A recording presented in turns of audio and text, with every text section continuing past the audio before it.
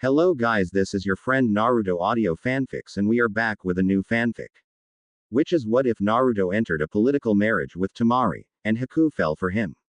Part 1. And if you enjoy this fanfic then please press the like button and subscribe to my channel for more fanfic like this. And now let's start the fanfic. It was early morning in Konoha, the village hidden in the leaves. The sun was just starting to rise, painting the sky in oranges and yellows. People began to slowly wake up and start their day, merchants getting their shops ready, parents making breakfast for their children, and children getting ready to go to school. Like always, it was a normal day. As the sun shone into his apartment, one Uzumaki Naruto groaned, turning over so the light wouldn't hit his eyes and he could remain asleep and dream of Sakura feeding him ramen as he was named Hokage. Unfortunately, it was not to be as the alarm clock Naruto had set began blaring loudly. Beep, beep, beep, ga, Naruto shouted as he fell out of bed. Blinking, he looked around as his vision began to clear. He stood up and shut off his alarm, yawning loudly as he stretched. He looked back at the alarm clock. It was fairly old and worn from use. Naruto had found it in a trash can and fixed it up. However, he had never actually used it before. For a moment, Naruto tried to remember why he had set the alarm clock in the first place. He scratched his belly for a moment in thought before his eyes caught sight of his calendar, more specifically the date with the large red circle. That's right, it's the final exam before I become a ninja. Naruto shouted in a frantic voice as his eyes widened. He rushed into the bathroom, turning on the water of his shower as he took off his pajamas and stepped into the shower. The water was cold, freezing cold in fact, but Naruto had long since learned to ignore it. The owner of the complex was a rather cranky old lady who, like most of the villagers, meaning around 98% of the population, hated his guts. She had long ago turned off all the hot water that went to his apartment, forcing him to take cold showers. Finished washing, Naruto turned off the water, grabbed a towel and dried himself off. Moving back into his room, Naruto moved over to the closet. Opening it up revealed his entire collection of clothes. All of them were a bright orange tracksuit that he had managed to get. He had actually not even bought these. They had been too expensive since he had been charged triple the price for what most people would pay for normal clothing. Naruto had actually been forced to wait until the store owner had finally gotten rid of them, which was what the man had been going to do anyway when Naruto wanted to buy them, and then snatched them from the trash can. He grabbed one of them and went over to the dresser, opening a drawer and grabbing some underwear. He soon put his clothes on and made his way to the kitchen. Opening his cupboard, the blonde grabbed one of his cups of ramen, opening it up and pouring some water in it. He moved over to his microwave and opened it up, placing the ramen in it and setting the timer for 3 minutes. Like all the appliance he had, the microwave was beaten and battered, having been found and fixed up by Naruto after someone had thrown it out. As soon as the beep sounded, Naruto opened the microwave, grabbed the ramen and a pair of chopsticks and made his way out of the apartment. Not bothering to lock the door on his way out. After all, no one ever bothered coming here anyway. Naruto opened the door to the room where he had spent the last 6 years in training to be a ninja. He looked around for a seat and was disgruntled when the only open one he could find was the one next to Uchiha Sasuke, brooder extraordinaire and his ultimate rival. Naruto had never understood the brooding emo king. Everyone loved Sasuke. The girls in his class, the teachers in his class, the civilians and other shinobi in the village, everyone. The boy was handed everything on a silver platter, Konoha's golden boy. But for some reason Sasuke remained a cold and aloof bastard. It irked Naruto, who would do anything for the kind of love and attention the raven-haired kid had. Not being able to find anywhere else to sit, Naruto moved over to sit next to the last Uchiha. Tem. Naruto said by way of greeting. HN. Naruto merely rolled his eyes at the response he received, having grown used to that kind of response. Hell, that was the only response Sasuke gave anyone. Even the teachers had trouble getting more out of him. The only one quieter than Sasuke was Aburame Shino, a member of the famed Aburame clan, and Naruto was convinced that kid was mute. I hope you're ready to bask in my awesomeness as I kick today, Tem. Naruto said, seeing if he could get some kind of reaction out of the boy. HN. Naruto grit his teeth in frustration. He was just about to start yelling when Haruno Sakura walked through the door. Sakura was a girl with bubble gum pink hair, and wore a red Chinese-style dress with a white circle in the middle, black mid-thigh length skin-tight shorts and blue shinobi sandals. Like the other girls in his class, she was a complete Sasuke fangirl. However, to Naruto she was one of the most beautiful people he had ever met and was the girl he had been crushing on for nearly his entire time at the academy with no success. Not that something as insignificant as 6 years of no success would stop him. "Hey Sakura-chan!" Naruto shouted enthusiastically as he waved at the girl. Hey about after school you and I." "Shut up Naruto baka," Sakura shouted as she smashed a fist into Naruto's face, sending the boy sprawling back onto his seat. "I don't want to hear your annoying voice today. And move so I can sit next to Sasuke-kun." With nothing left to say on her part, Sakura grabbed Naruto by the jacket and bodily threw him off the seat. "So Sasuke-kun, I was thinking maybe after school we could go on a date together," Sakura asked in a hopeful voice as she twirled her hair in her fingers and gave Sasuke a shy look. Sasuke didn't even spare her a look as he continued to stare out of the window. "HN." Naruto winced a bit as he stood up, sighing. He took the seat on Sasuke's left. He had grown used to this over the years. He had lost count of the number of times that Sakura had rejected him for a date, as well as the number of times she had hit him for asking. Sometimes after her particularly more harsh rejections, he would often wonder why he even bothered. Of course, those bouts of depression never seemed to last more than 3 seconds or so. After a while, Iruka, the Chunin Academy instructor for the academy, came in with Mizuki, his assistant, following close behind him. "All right class, it's time for the test to see who among you are ready to receive their headband and become ninja of Konoha," Iruka said. Naruto grinned. "I can do this," he thought with confidence. Naruto had been up late last night training. He was positive that he could complete any test set before him. "Now when I call your name I want you to come into the next room and perform the Bunshin no Jutsu transform," Iruka continued, looking down at his roster as he began to call the names of the genin hopefuls. With those words Naruto began to feel despair. Out of all the things he could have asked us to do, why that one? The Bunshin had always been Naruto's worst jutsu. For some reason, no matter how hard he worked at it, he just could not get it down. Naruto watched as the other kids came out, their headbands proudly displayed on their heads. It was nearly enough to make him lose confidence. However, the blonde quickly shored up his determination. He was not going to fail again. He was Uzumaki Naruto, damn it. "Uzumaki Naruto," Iruka called out. Naruto grinned, masking his nervousness behind a confident smile as he walked into the other room. Iruka took a seat behind his desk next to Mizuki. "All right Naruto, show us what you can do," Iruka said. He was not quite sure what to think about the blonde boy. He had only recently, yesterday, started to try and understand Naruto, after having had a talk with the Hokage after Naruto had done a prank of painting the Hokage monument. The kid in some ways reminded Iruka of himself when he had been an academy student, the pranks, the constantly being loud in order to get attention. In the end he just decided to silently wish the boy luck.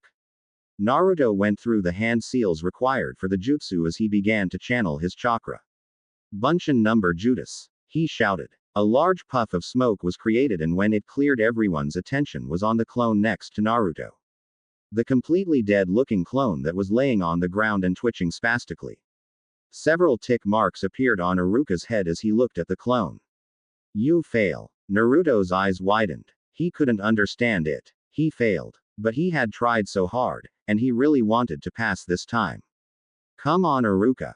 I think we can make an exception this time," Mizuki said, surprising Iruka and Naruto. While he did not manage to create a clone, he did try really hard. Iruka sighed. "I can't do that. Everyone else in the class was able to create at least 3 clones. And Naruto only managed to create 1, and look at it, it's pathetic." The Chunin instructor looked at Naruto. "I'm sorry Naruto, but I can't pass you." Naruto felt his world shatter with those words. He dejectedly walked out of the room and took his seat. As the class ended and the kids ran up to their parents, showing off their new headbands, listening with joy as their parents heaped praises on them. One person, however, was not partaking in the joyous atmosphere. Naruto sat over on a small swing set, staring at all of the students and their parents with a look of longing. Having never known his parents, the blonde had often wondered about them. The people at the orphanage had told him they had left, not wanting to be with a monster like him. The old man had told him that his parents had died during the Kyuubi attack and no one knew who they were. Seeing all these kids with their parents hurt, he would never show it and would deny it if anyone mentioned it, but he could not deny to himself how much it hurt. I'm so glad that boy didn't end up graduating. Naruto turned his head slightly as he heard the voice. He had always been blessed with enhanced senses. His hearing, vision and smell were far more formidable than most people. Sometimes that was more of a curse than a blessing. Yeah, I know. Could you imagine what would happen if he became a ninja? I mean ease. Shish. You know we're not allowed to talk about that. Naruto frowned as he turned his attention away from the discussion taking place.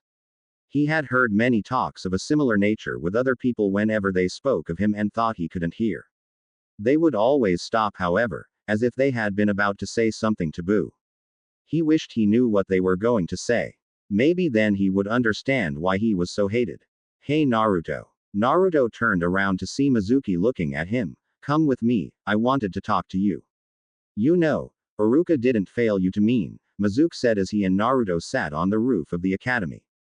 He's just worried that you're not going to be ready to face the responsibilities of being a ninja. I know, Naruto sighed dejectedly. But I really wanted to pass this time. An evil of glint came to Mizuki's eyes, but Naruto did not see it. Then I guess I have to tell you. Naruto grinned as he entered the Hokage's office, having sneaked past all of the guards downstairs. It had been notoriously easy for him to do so. In fact, a part of Naruto was surprised by how easy it was, but he just chalked it up to his amazing skills. Now let's see, where is that scroll? Naruto muttered as he looked around. Naruto had been in this office many times in the past, often coming in after a prank or sometimes just to visit the old Hokage. The office was fairly standard. It had a wooden oak desk in front of him that had a window overlooking Konoha behind it. On the left was a couch and behind that were the pictures of the 4 Hokages. On the other side was a bookshelf filled with books and scrolls. Walking over to the shelf, Naruto looked at the scrolls. When he didn't see what he wanted, he frowned. He was about to turn around when his eyes caught sight of the stand right next to the shelf. Because Naruto had only given the room a cursory glance every time he was in here, he had never noticed it.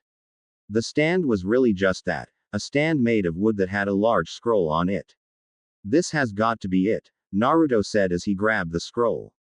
He tied the ends with some ninja wire before strapping it to his back. He was just about to leave when the door opened up and Sarutobi walked in. Naruto. The old Hokage blinked as he looked at the blonde. What are you doing here? Well, you see, Naruto racked his brain to find a way out of this. In his desperation, he realized there was only one chance. Naruto quickly made a hand sign and called out the only original jutsu he had. Waroke number jutsu, sexy jutsu. Naruto snickered to himself as he entered the forest. Ha! I showed Oji-san who's boss. With how easy it was for me to knock the old man out, he might as well just make me Hokage. Taking the scroll off his back, Naruto sat down and unrolled it. He looked at the first jutsu and groaned, Kage Bunshin. Not another Bunshin jutsu. The blonde sighed, oh well, might as well get to work. Deciding that it might actually be a good idea to read up on the jutsu in order to help him, Naruto looked over the description of the jutsu first. Kage Bunshin no Jutsu, AB rank Kinjutsu, forbidden jutsu, that can only be used by ninja with higher than normal chakra reserves. This jutsu takes the user's chakra and divides it equally in order to create solid copies of the original. The more chakra the user has, the more clones they can create. Be warned, this jutsu also gives memory feedback every time a clone is dispelled and has been known to kill people who overused it due to this particular trait. Naruto gulped a bit at the knowledge that this had killed someone, though a part of him wondered what it meant by memory feedback. He shook his head. It doesn't matter if this killed someone. I'm Uzumaki Naruto and I'm going to master this. Determination renewed, Naruto stood up and began getting to work. With a jutsu this powerful, he would be Hokage in no time. Less than an hour later, Naruto found himself staring at 10 more copies of himself. The jutsu had been surprisingly easy. Blinking a few times, he reached out with a finger and poked one of them. Stop. That tickles, his clone said as he swatted the hand away. Naruto blinked again before a large grin spread across his face. Yada. I did it. Naruto shouted as he pumped a fist in the air. Yada. All of his clones shouted, emulating his actions. Naruto dispelled the clones since he didn't need them. However, when he did, Naruto found himself getting the images of himself and his clones from 10 other perspectives. What the hell? Was that what the scroll was talking about when it said memory whatever? Naruto asked himself. He shrugged. In the end, all that mattered to him was that he had mastered the jutsu. He was just about to go over some more jutsu from the scroll when a familiar voice yelled at him. There you are. Naruto looked up and saw Iruka stomping up to him. The blonde grinned as he jumped up and pointed a finger at him. Ha! Found you, Iruka-sensei. Baka. Iruka shouted as he stopped in front of his blonde student. I found you. Hee hee, I guess you did, sensei. Naruto replied as he rubbed the back of his neck. You were pretty fast. I only had time to learn one jutsu. Iruka started as he looked around at the ruined clearing. He has been training hard, I can tell. Naruto jumped on the balls of his feet as he spoke to his sensei in an excited manner. Hey, but listen, Iruka, now that you're here, I can show you this totally awesome jutsu and you can let me graduate. That's how it all works out, right? Iruka, who was just about to go back to scolding Naruto, blinked. What? Graduate? Naruto nodded. Yeah, that's how it works, right? I learn a jutsu from this scroll and you let me graduate. Iruka looked at Naruto cautiously. While he did certainly look like he had been training, Iruka had no idea where Naruto had gotten this idea for graduating this way. Naruto, who told you, you can graduate this way? Iruka asked. Naruto tilted his head to the side. Mizuki-sensei did. He told me where to find this scroll and about this place. Iruka's eyes widened as he realized what was going on. He was just about to say something when he heard a whizzing sound and shoved Naruto away. Get down. Several kunai came out of the trees and impaled Iruka in the leg and arms. The Chunin instructor looked up and scowled. I see, so that's how it is. Wow, you got here pretty fast. Naruto, who had been staring at Iruka in shock, looked up to see Mizuki with a large grin on his face. Mizuki-sensei, what's going on here? Why are you attacking Iruka-sensei? Naruto mumbled. Hearing his voice, the two Chunin turned their attention to Naruto. Give me the scroll, Naruto, Mizuki commanded, holding out his hand. No, Naruto, don't give it to him. Iruka shouted. What's going on? Naruto asked, unsure what he should do. Mizuki used you to get the scroll. Iruka said. That scroll contains Konoha's secret and forbidden jutsu. He lied to you so you would do his bidding. Oh, I'll tell you who's lying, Naruto, Mizuki said with a smirk. Iruka looked over at Mizuki and saw the smirk on his face. It was then he realized what the white-haired traitor was going to say and his eyes widened. No, Mizuki, don't say it. You know it's forbidden. Naruto looked back and forth between his two senseis in confusion. What do you mean? Who's lying? They've been lying to you your whole life, ever since the degree of 12 years ago. Mizuki looked at Naruto with an insane grin. 12 years ago? Naruto shook his head. I don't understand. No. Mizuki, don't. Haven't you ever wondered why were you hated? Mizuki questioned, making the blonde's eyes widen. Why you were ignored? Why people treated you like you were worthless?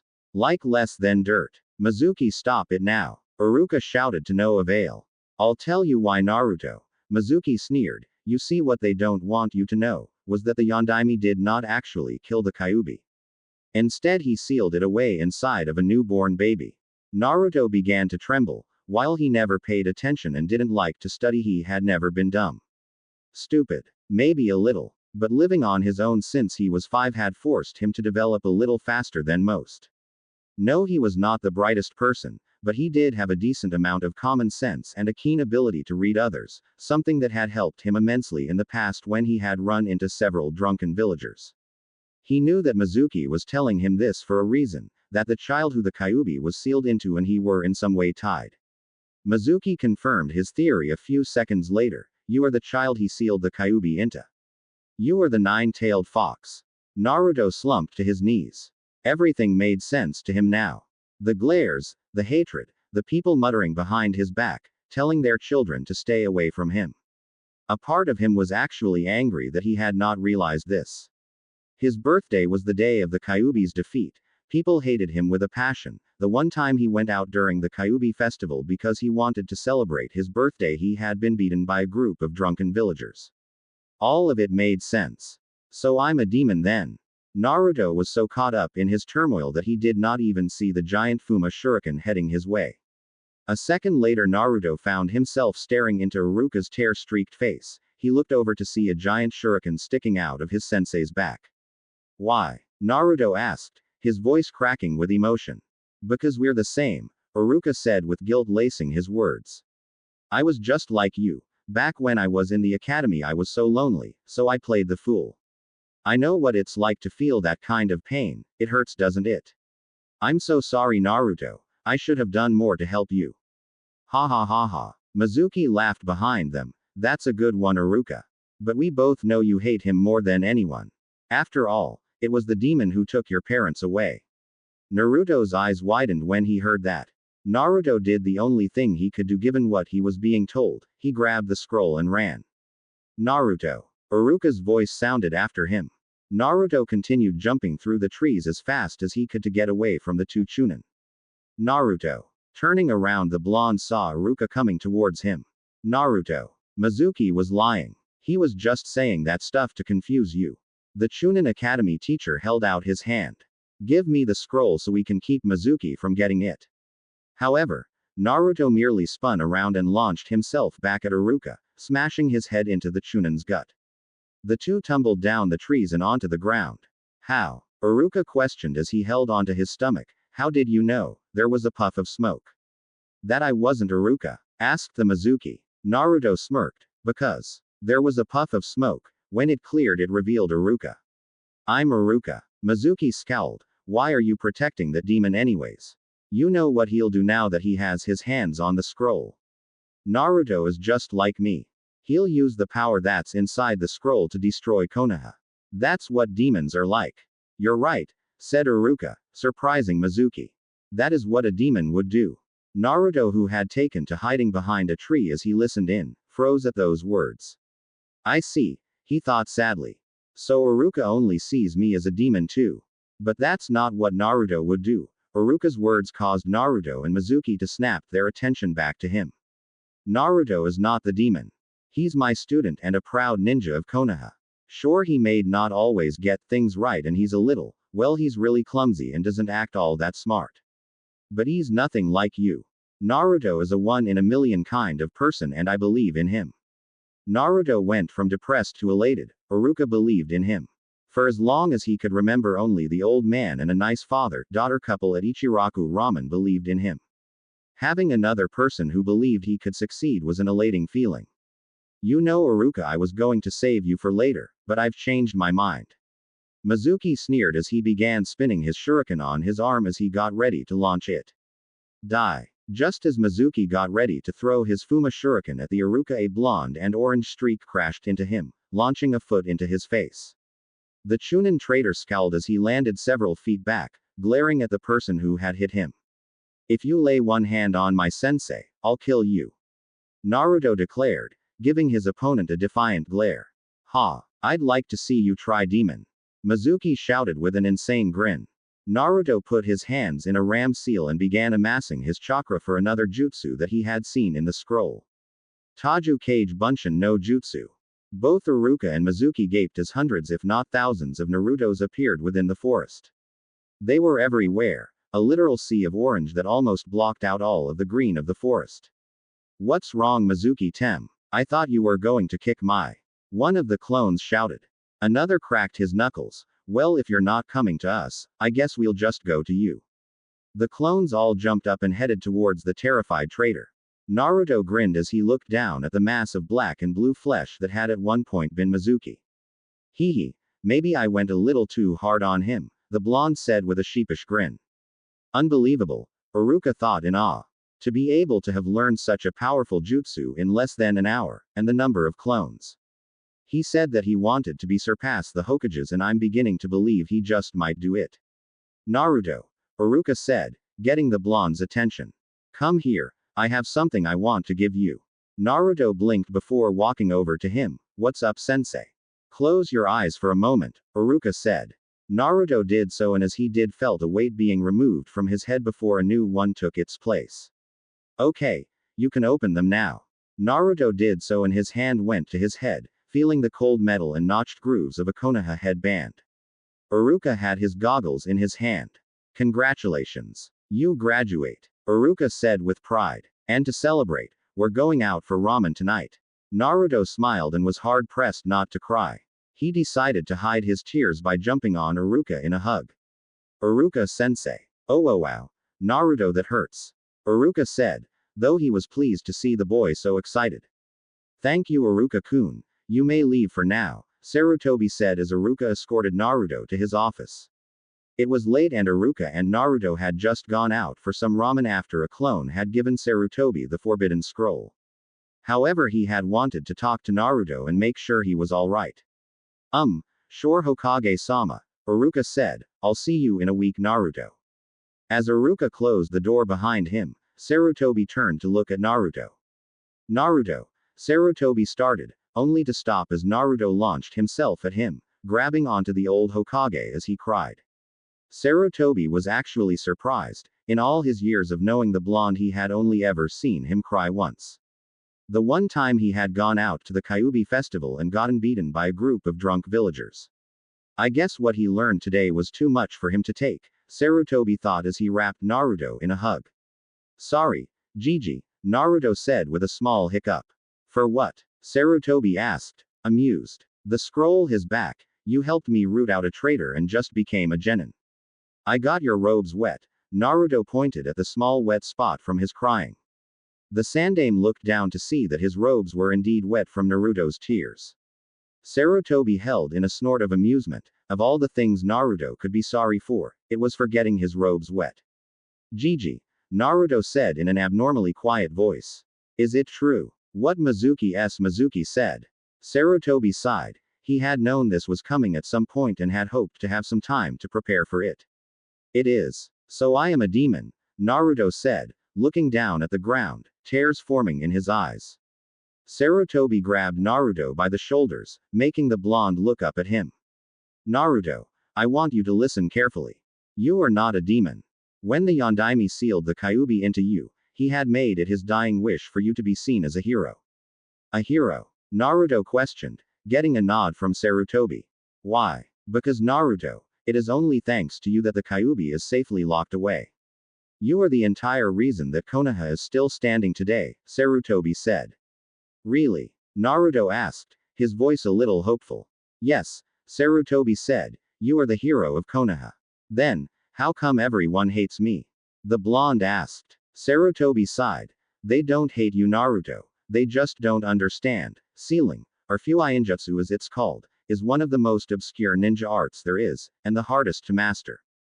Very few people understand this, and so when something like a demon gets sealed into somebody, they are unsure whether the seal can really hold something like that, a being of such power in. You have to understand that when the Kyuubi attacked, many good ninja died that day, and because of that they are unwilling to accept you, fearing that you are really just the Kyuubi in human form. Naruto frowned. That made sense, in some sick and twisted way. But now that he knew why he was hated, he had to wonder what he should do. Would people be able to accept him? Could he get people to see past the Kyuubi and look at him as Naruto? At the moment it didn't seem all that likely. After all, the people of Konoha had 12 years to get over their loss and see Naruto for himself. Then again, he had not really helped in that regard. He had been so desperate for attention that he had turned to pranks, since even bad attention was better than no attention. But maybe if I show them that how good a ninja I am, and that I'm willing to protect the village, maybe I can change their minds. Naruto thought to himself. He looked up at Sarutobi with determination. I'll show them that I'm not the Kyuubi, that I'm Uzumaki Naruto. Future Hokage of Konoha. I won't let this get to me, ever. Datbayo. Sarutobi smiled at seeing the boys will of fire returning. That's good, Naruto-kun. I have no doubt you will eventually get there. However, it will require a lot more hard work than what you are used to. You won't be able to do your pranks anymore and will have to actually take the time to learn about being a shinobi. After all, a Hokage is not just the most powerful ninja in the village, he is the smartest and most cunning as well. So then you're pretty smart, huh, Oji-san? Naruto said. Sarutobi chuckled a bit. Naruto-kun, do you know why I earned my nickname of Professor? Naruto scratched the back of his head. Because you're smart. Well, essentially yes, Sarutobi admitted. However, it is much more than that. I earned the title of professor because of my ability to read people and react to any given situation both on and off the battlefield. In the many years that I have lived, I have amassed much knowledge from reading books. Things that taught me about shinobi basics, to the more advanced ninja abilities and theories, as well as knowledge on civilian practices like politics, which has become essential for every Hokage to know now. He took a minute to curse the Nadime's decision to create the council, the whole reason a Hokage needed to know politics. He had been told by his sensei, Senju Tobarima, before the Second Shinobi War started that he was 100% positive he had been drunk when he came up with the idea. It looked good on paper, having a group of people dedicated to helping the Hokage deal with the everyday affairs of Konoha's civilians. However, the reality was far different. Sarutobi had spent more time fighting with the council than anything, and many of the people in it, especially on the civilian side, were extraordinarily greedy, always wanting more money and to line their pockets with more coin. The old Hokage shook his head and banished the thought. Anyway, the point I'm trying to make is that to be a good shinobi requires you to be not just strong, but also smart. I guess that makes sense. Naruto tilted his head for a moment before remembering something. Oh yeah, speaking of being strong, you know that awesome jutsu I learned. The Kage Bunshin. Yes, I know it, Sarutobi said, wondering where the blonde was going with this. Yeah, well, I was reading the description of it, and I was hoping you could help me figure out something I read in it. The scroll said something about memory feedback, and that it was really dangerous for some reason. But, I don't even know what that is. Naruto scratched the back of his head sheepishly. Sarutobi looked at Naruto as he used his cunning mind, the mind that had given him his title of professor, to come up with a plan that should help the blonde get stronger without really helping him, formed in his mind. Memory feedback is the memories of the clone's life returning to the user, Sarutobi answered. Whenever a clone is dispelled, whether on purpose, by accident, or running out of chakra, all of its memories are given to the person who created them. Like when I created those 10 in the forest and saw 10 different sides of myself and my clones, Naruto mumbled to himself, though Sarutobi still heard it. Yes, the Kage Bunshin no Jutsu is a powerful technique that way, Sarutobi said. Naruto looked up and tilted his head in curiosity. How so? Sarutobi tapped his chin. Well, originally the clones were created because they were the perfect spying tools. You could have one of your clones infiltrate a base without any danger to the original, and when they dispelled, they would give a complete layout of the base. So it's used to memorize things? Asked Naruto, scratching the back of his head. Sarutobi nodded. Yes. However, the Kage Bunshin can be used for more than just memorization, Naruto-kun. In fact, that jutsu is an excellent method to learn new things with. You can learn just about anything from your clones, from chakra control and jutsu, to the books you read, writing, and even taijutsu, since muscle memory is a mental faculty. That sounds almost like it can be used for training. Naruto exclaimed, excited by the prospect of what he could get his clones to do. The old Hokage nodded. It can indeed be used for training. Though I suspect that only you will be able to use this jutsu to its full potential. Why is that? Asked Naruto, excited at the prospect that there was something only he could do. Because you're the only one who has enough chakra to summon enough clones to really make the training worth it. Most ninja, even Jonin, can only make 5, maybe 10 clones if they're lucky, Sarutobi answered. Ha, I made nearly 1,000 in the clearing when I beat the crap out of Mizuki Tem. Naruto said. That you did, Sarutobi chuckled at the boy's enthusiasm, but it will take more than spamming out clones to become a great ninja. You will have to train hard and actually be serious about your profession. Naruto thumped his chest. Don't you worry, old man. I'll train harder than everybody in Konoha. I'll become not only the most powerful Hokage ever, but the strongest shinobi in the elemental nations. That's my promise of a lifetime. Datbio. I'm sure you will, Naruto, Sarutobi chuckled. And to help, I have some advice for you. But before I tell you what it is, I want you to promise me you will listen to everything I have to say and follow the advice I give you to the letter. Naruto grinned as he thumped his chest. Don't worry, Oji-san. I promise on my honor as the future Hokage of Konoha that I will listen to what you have to say and follow your advice. Datbeo. Sarutobi smiled before he began. Very well then. Now since you are a shinobi you will have access to the ninja section of the library. There you will find scrolls on chakra theory and control, ninja basics, and I think they even have a few books on Fuinjutsu if you're interested. Though I would also suggest reading books on things like politics and other civilian practices. If you're going to be Hokage you will need to know these things. I want you to start off by finding books on basic chakra control and theory, as well as a taijutsu style that will suit you if the basic style does not. I know you do not want to hear this, but the basic principles are the most important aspects of being a shinobi. Without them you cannot grow because you do not have the essential steps necessary to advance in skill. Sarutobi looked at Naruto. Promise me you will do this. Naruto nodded, for once actually paying attention to what he was being told. You got it, Oji-san. I promise. First thing tomorrow morning I will go to the library and look up that information. Naruto frowned for a moment. Though, I don't know if they'll let me in. Sarutobi frowned. He knew that a lot of places did allow Naruto entrance, like many of the shops and restaurants. Thankfully, the library, unlike the shops and restaurants, was government-owned, meaning he was the only one who could bar someone entrance. If they try to bar you entrance, just tell them barring entrance to a shinobi is illegal and that if they try they can take it up with me. Also, might I suggest some new clothes? New clothes. What's wrong with these clothes? Asked Naruto. He liked these clothes. They were orange, and warm, and comfortable, and orange. Naruto. I know you like the color orange, however it is not a good color for a shinobi. Sarutobi said. When you are out on a mission, those clothes will stick out like a sore thumb, and a ninja is supposed to blend in. Deciding to add some incentive, Sarutobi added another thing. Besides, if you wear clothes that are more shinobi-like, it will add a powerful and mysterious image to you, making people recognize how powerful of a ninja you are. That seemed to get Naruto hooked. I'll do it, Oji-san. He frowned for a moment as he remembered when he had tried buying other clothes a few times, however he had always been kicked out of the stores before he could even take a look at the clothing selection. Good. Sarutobi smiled. Now you have a whole week to get stronger before you get your Jonin-sensei assigned.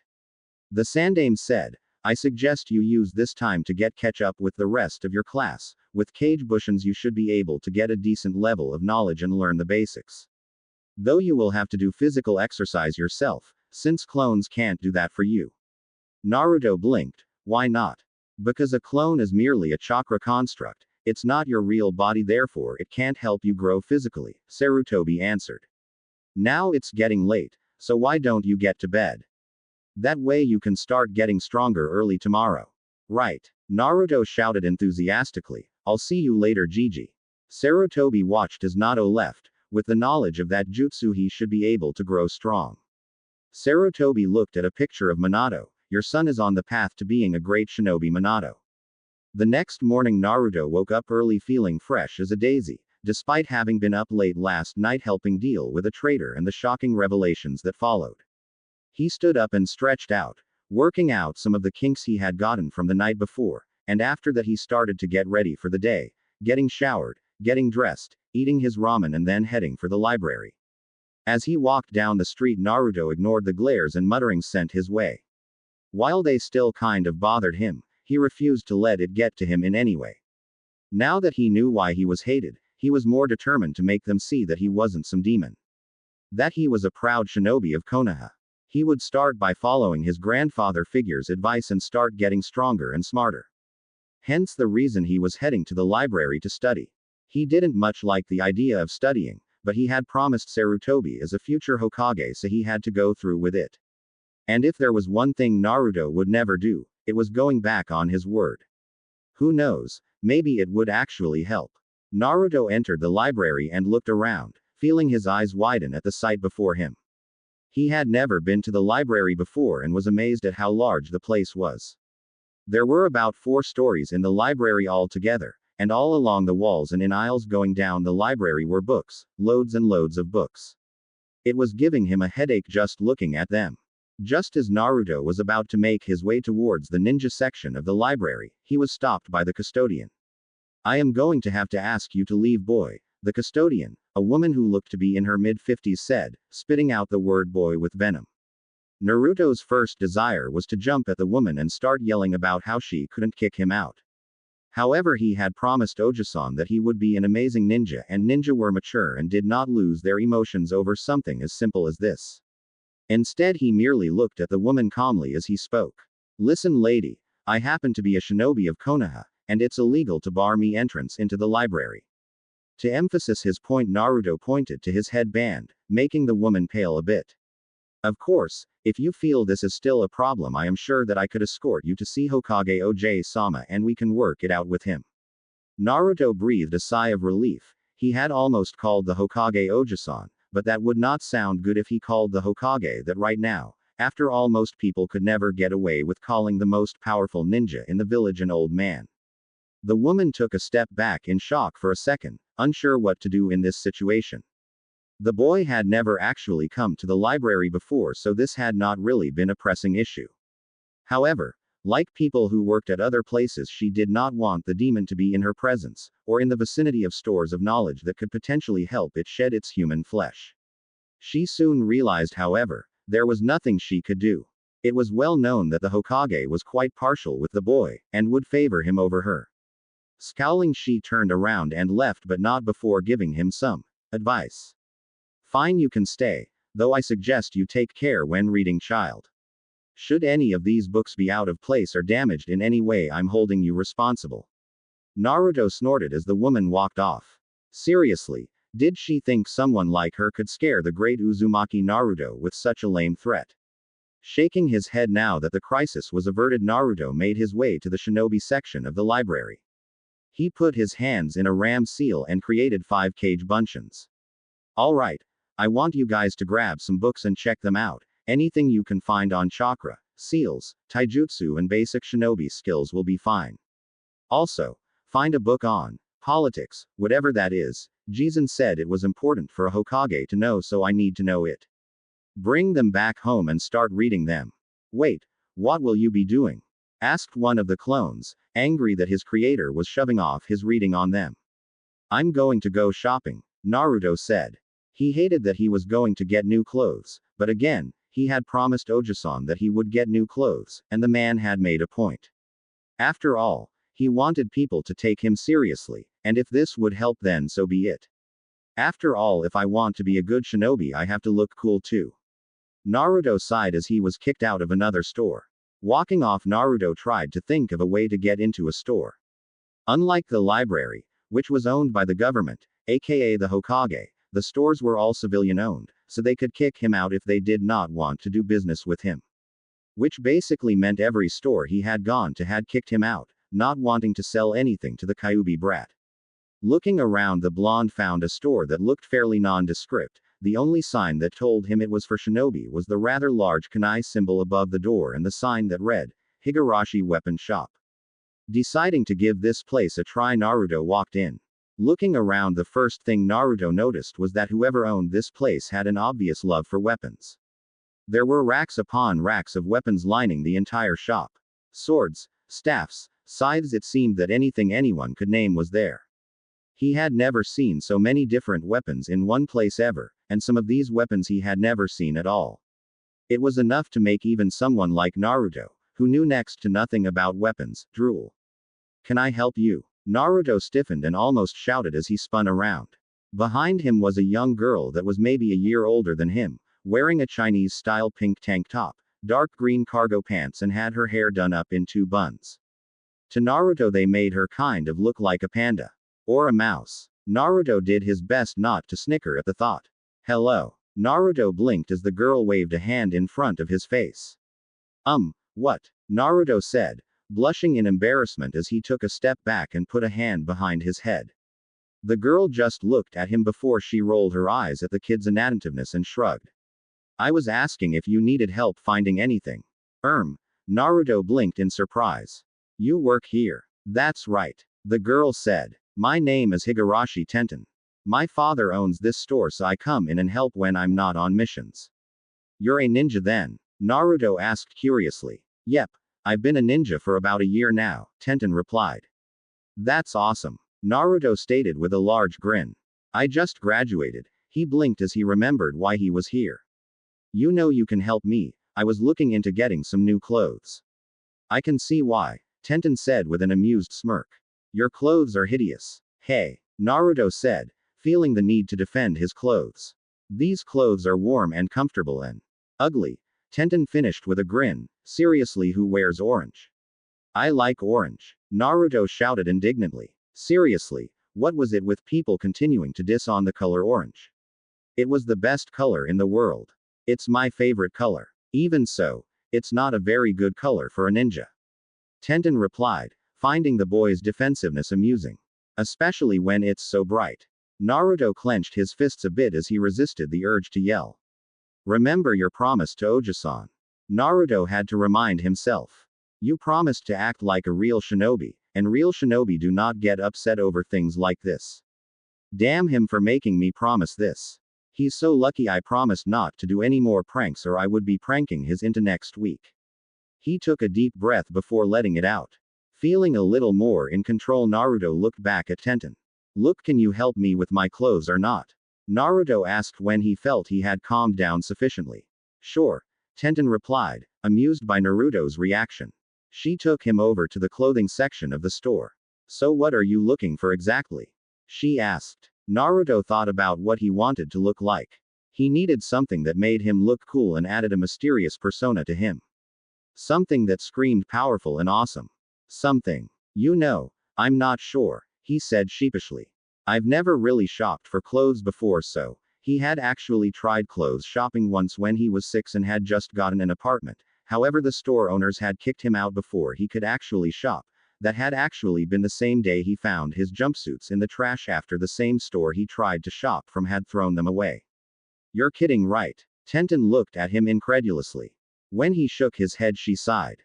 Then it looks like we're just going to have to see what works. She pulled him over to the clothing section of the store, where she began grabbing different styles of clothes and then making him change into many styles she gave him, essentially turning him into a life-sized dress-up doll. Eventually she found a style that fit. Now Naruto was wearing dark black shinobi pants that tucked into a pair of black steel-toed combat boots instead of shinobi sandals. He had a black sleeveless Chinese-style shirt like hers but with a dark orange trim. She had tried to talk him out of wearing any orange but was unsuccessful in getting the blonde to completely rid himself of his favorite color. At least there was less orange than before and it was in a darker tone than his jumpsuit had been. His hands were covered in fingerless gloves that had metal knuckles that he could channel chakra through to increase the damage done. His arms were also covered in black bandages up to his biceps. Over this, Tenten threw on a black cloak that covered his form down to the ankles. Lastly, she changed the strap to his headband, giving it a long black fabric that went down to his knees. There, you look much better now, Tenten said, smiling at him. Indeed, he did look much better. Now that she was seeing him without all the orange, he actually looked cute. Now you like a real shinobi. You think so? Naruto blushed as he scratched the back of his head. Of course. So will that be all? Tenten asked. Yes, Naruto paused for a moment and his eyes glazed over as the memories of one of his clones hit him. Hello. Anybody home? Tenten asked at seeing the blonde space out again. This kid is so weird. Actually, I do need some more things, Naruto said, turning his attention back to Tenten who was looking at him with her head tilted. First, do you have any training weights I can buy? Of course, Tenten said, leading Naruto over to one section of the store. She went up to a shelf and grabbed a box. This has a 2-pair set of training weights, one for the arms and one for the legs. To change their weight, you just channel chakra into them, and to release the weights, you just hold your hand in the release seal and say, Kai. Naruto nodded at the explanation as he grabbed the box in her hand. Next up, I need a standard set of kunai, shuriken, explosive notes, smoke bombs, and ninja wire, flash tags, a sealing scroll to put it all in, and Naruto closed his eyes as the information of another clone hit him. This was going to take some getting used to. And a bow staff. A bow staff, huh? Well, you're in luck because we have all of those things. Tenten said, once more leading him around the store. Now then, what kind of staff are you looking for? She asked as she grabbed some of the other equipment he had asked for. Naruto blinked as he went through the information of his clone. It needs to be made of a light material, but have heavier ends for added force. If I can get something that has studs or some kind of protrusions to do more damage, that would be awesome too. And I want to be able to channel chakra through it. Wow, that's quite a detailed item you want. Ga, kya. Both Naruto and Tenten yelled as they spun around. Naruto found himself staring at a bull of man. Large and built like brick shit house. The man had muscles on every part of his body that Naruto could see. He even had muscles on his muscles. He had brown hair and brown eyes much like Tenten. He was wearing an off-white shirt, brown pants and a pair of brown boots. Damn it too, San. Tenten shouted as she clutched a hand to her chest. How many times have I told you not to sneak up on me? And especially when I'm with a customer. Tenten's dad merely laughed. Ah, take it easy, Tenten. Beside, aren't you ninjas supposed to be more aware of your surroundings? Do you want to be used as target practice again? Tenten asked with a maniacal gleam in her eyes and had one of her hands inside her kunai pouch. Her dad merely sweat dropped before he coughed and turned his attention to Naruto. So I heard what you want. That's a pretty descriptive weapon. You're fortunate that I have just the thing. Naruto watched with a mixture of shock and weariness as the man led him and Tenten to the back room, which turned out to be a forge. Getting a ladder, the large man positioned it above a shelf and climbed up. Not finding what he was looking for, he got off and repeating this process several more times. I know I put it somewhere, but where? Aha. Here we are, the man said as he came back down the ladder with a large object that was wrapped in cloth. This was actually custom made for someone else, but well, he had died before I could give it to him. Since it's just been collecting dust over the years, I figured I may as well get rid of it. Naruto and Tenten followed the large man back to the front where he rang Naruto up. Now all that stuff you got there will come to around 10,000 yen, Tenten's dad said. Naruto cringed a bit but got out the necessary money. It would put him back by a lot, especially since he would no longer be able to gain a stipend from the Hokage since he was a ninja. That meant he would have to find some other way to get food, so he could use the money he had left to pay for utilities. I think you missed the staff, sir, Naruto said as he realized that the staff should be a lot more expensive than all of his other stuff combined. Nah, it's good, the man gave a dismissive wave of his hand. You can have it to commemorate your first time shopping here. Tenten gasped. Her father had never given anything away, ever. Yet he had just given what Tenten could tell was one of her father's finest pieces of work, and to someone he just met. Naruto was even more shocked. This man had to know about his status as the Kyuubi container. There was no possible explanation for him not to know. Oja-san had told him that everyone who was old enough to remember that night knew of his status. Yet here he was giving him something that looked like it had taken more time and effort to make than all the time and effort that Naruto had put into all of his pranks combined. Why? Naruto asked in an uncharacteristically quiet voice. You know who I am.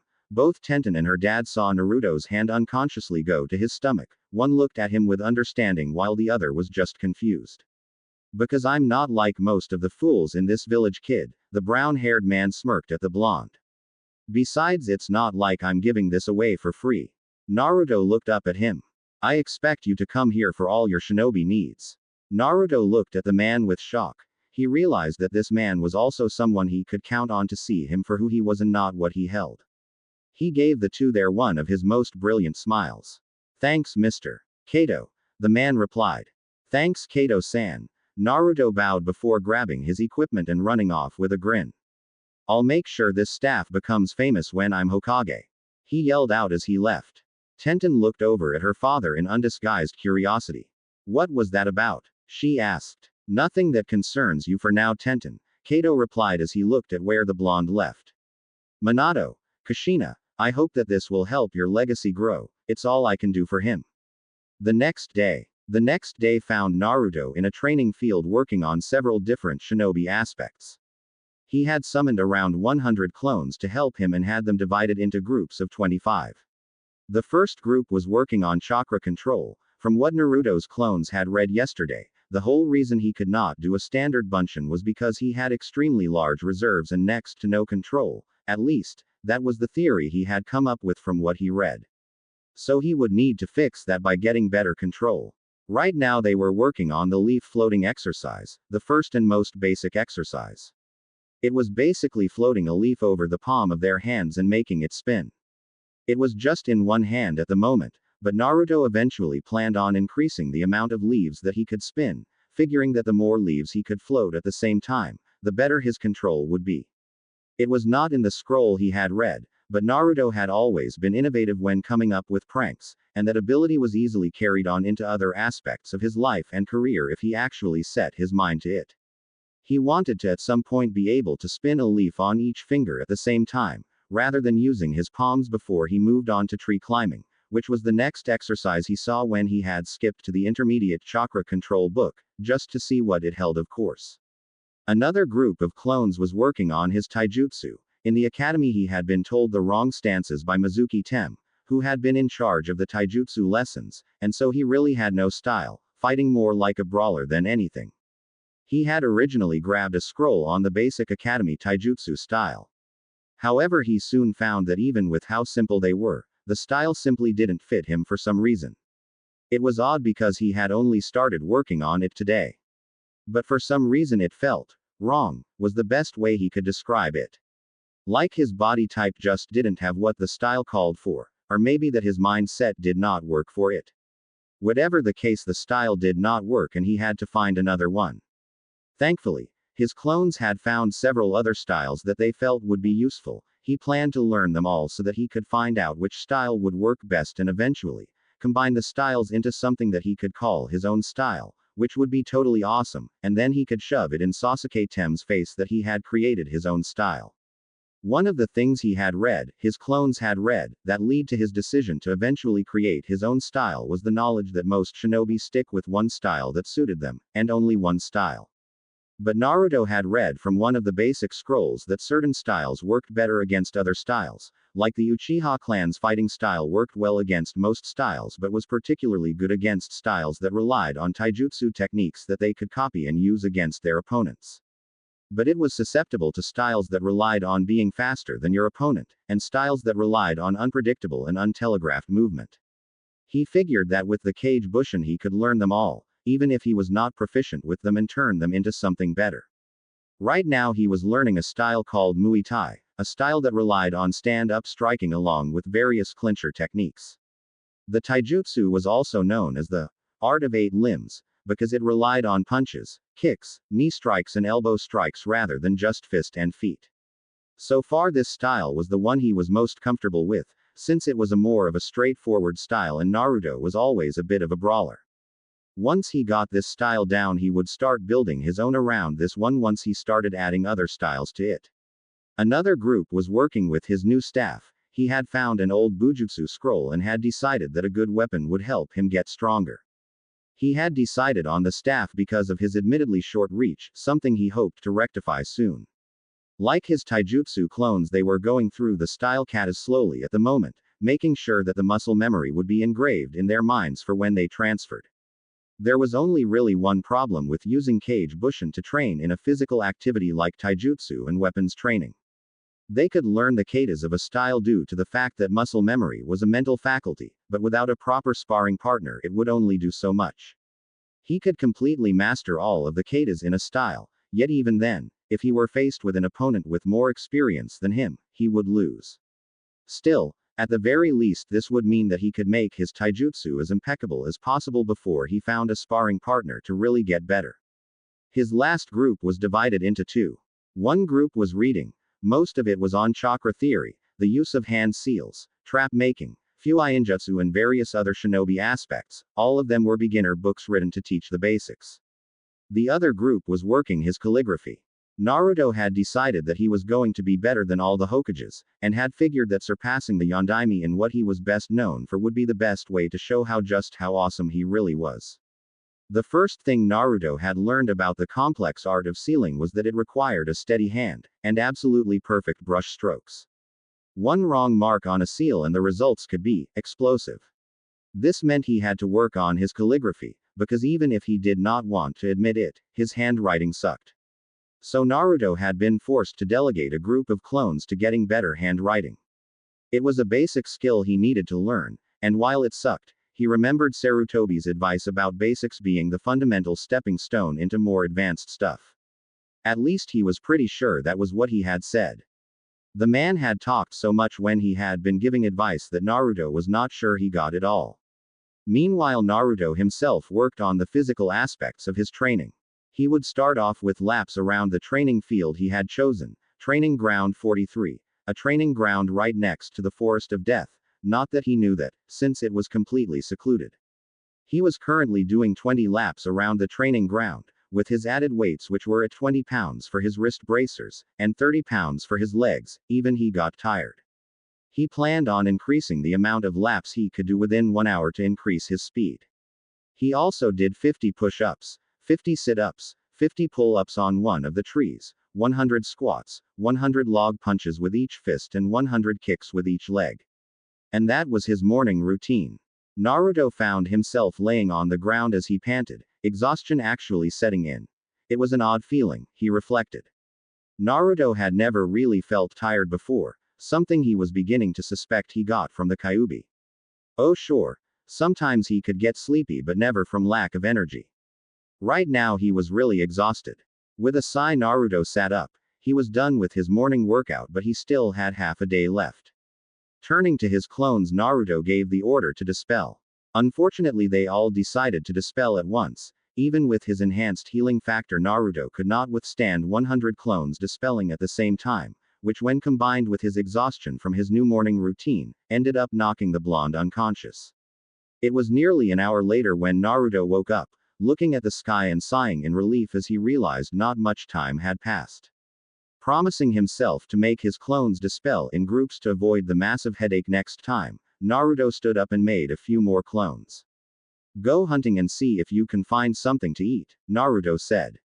He was getting hungry and needed some food. With his money nearly gone from clothes shopping, Naruto did not want to waste it trying to get a decent meal. While his clones did that, Naruto set about to making a fire pit, digging out a small ditch before collecting rocks and putting them in a circle around it. He gathered some dried wood and put the pieces in the middle of the pit.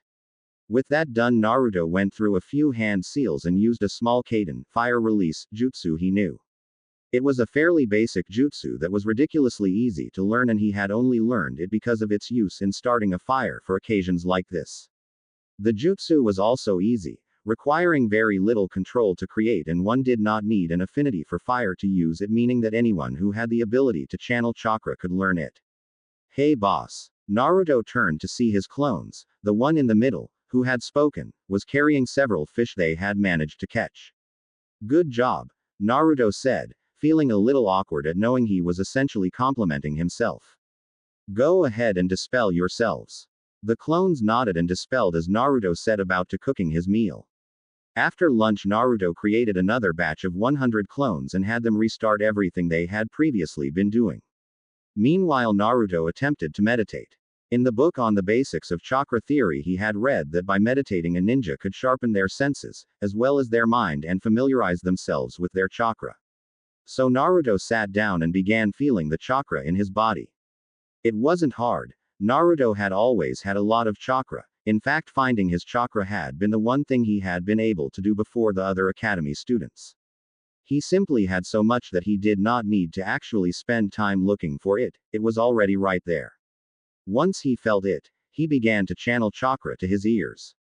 At first he winced, having channeled too much chakra and hurting his eardrums as the various sounds of the world invaded them. But after a while he managed to find an appropriate balance of chakra. He listened to the different sounds of the forest, our training ground. He could hear several birds chirping and some animals that were scurrying around on the ground.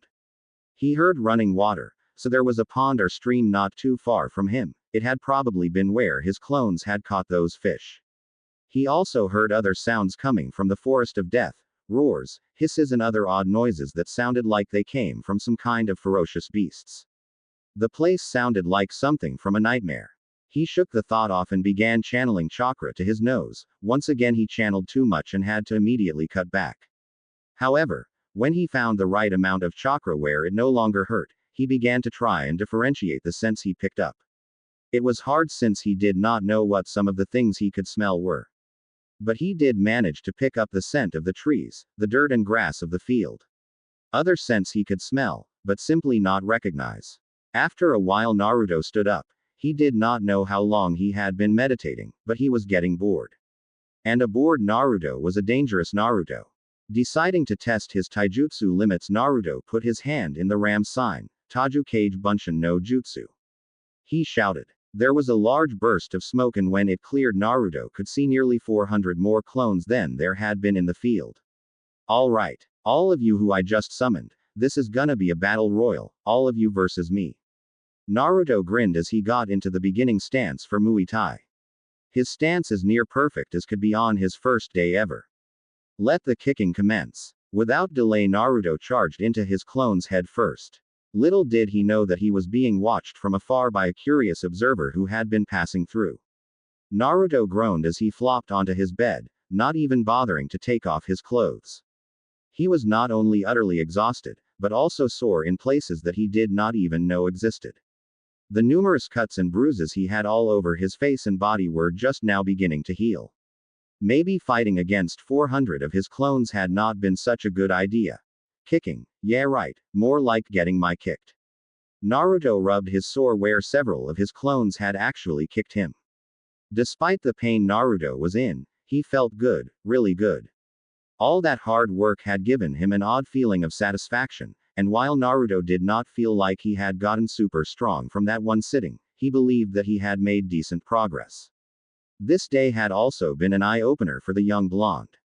Before today, Naruto had never really trained. He did occasionally go out to an empty training field on occasion, and he would exercise quite often. But he had never done anything like this. Most of his time was spent throwing kunai and hoping they hit, or trying to come up with some bizarre move that he thought would look cool, with a name like Uzumaki Barrage or some other egoistical name. He realized that those times he had never really made much progress. He also felt that he was a little more mature.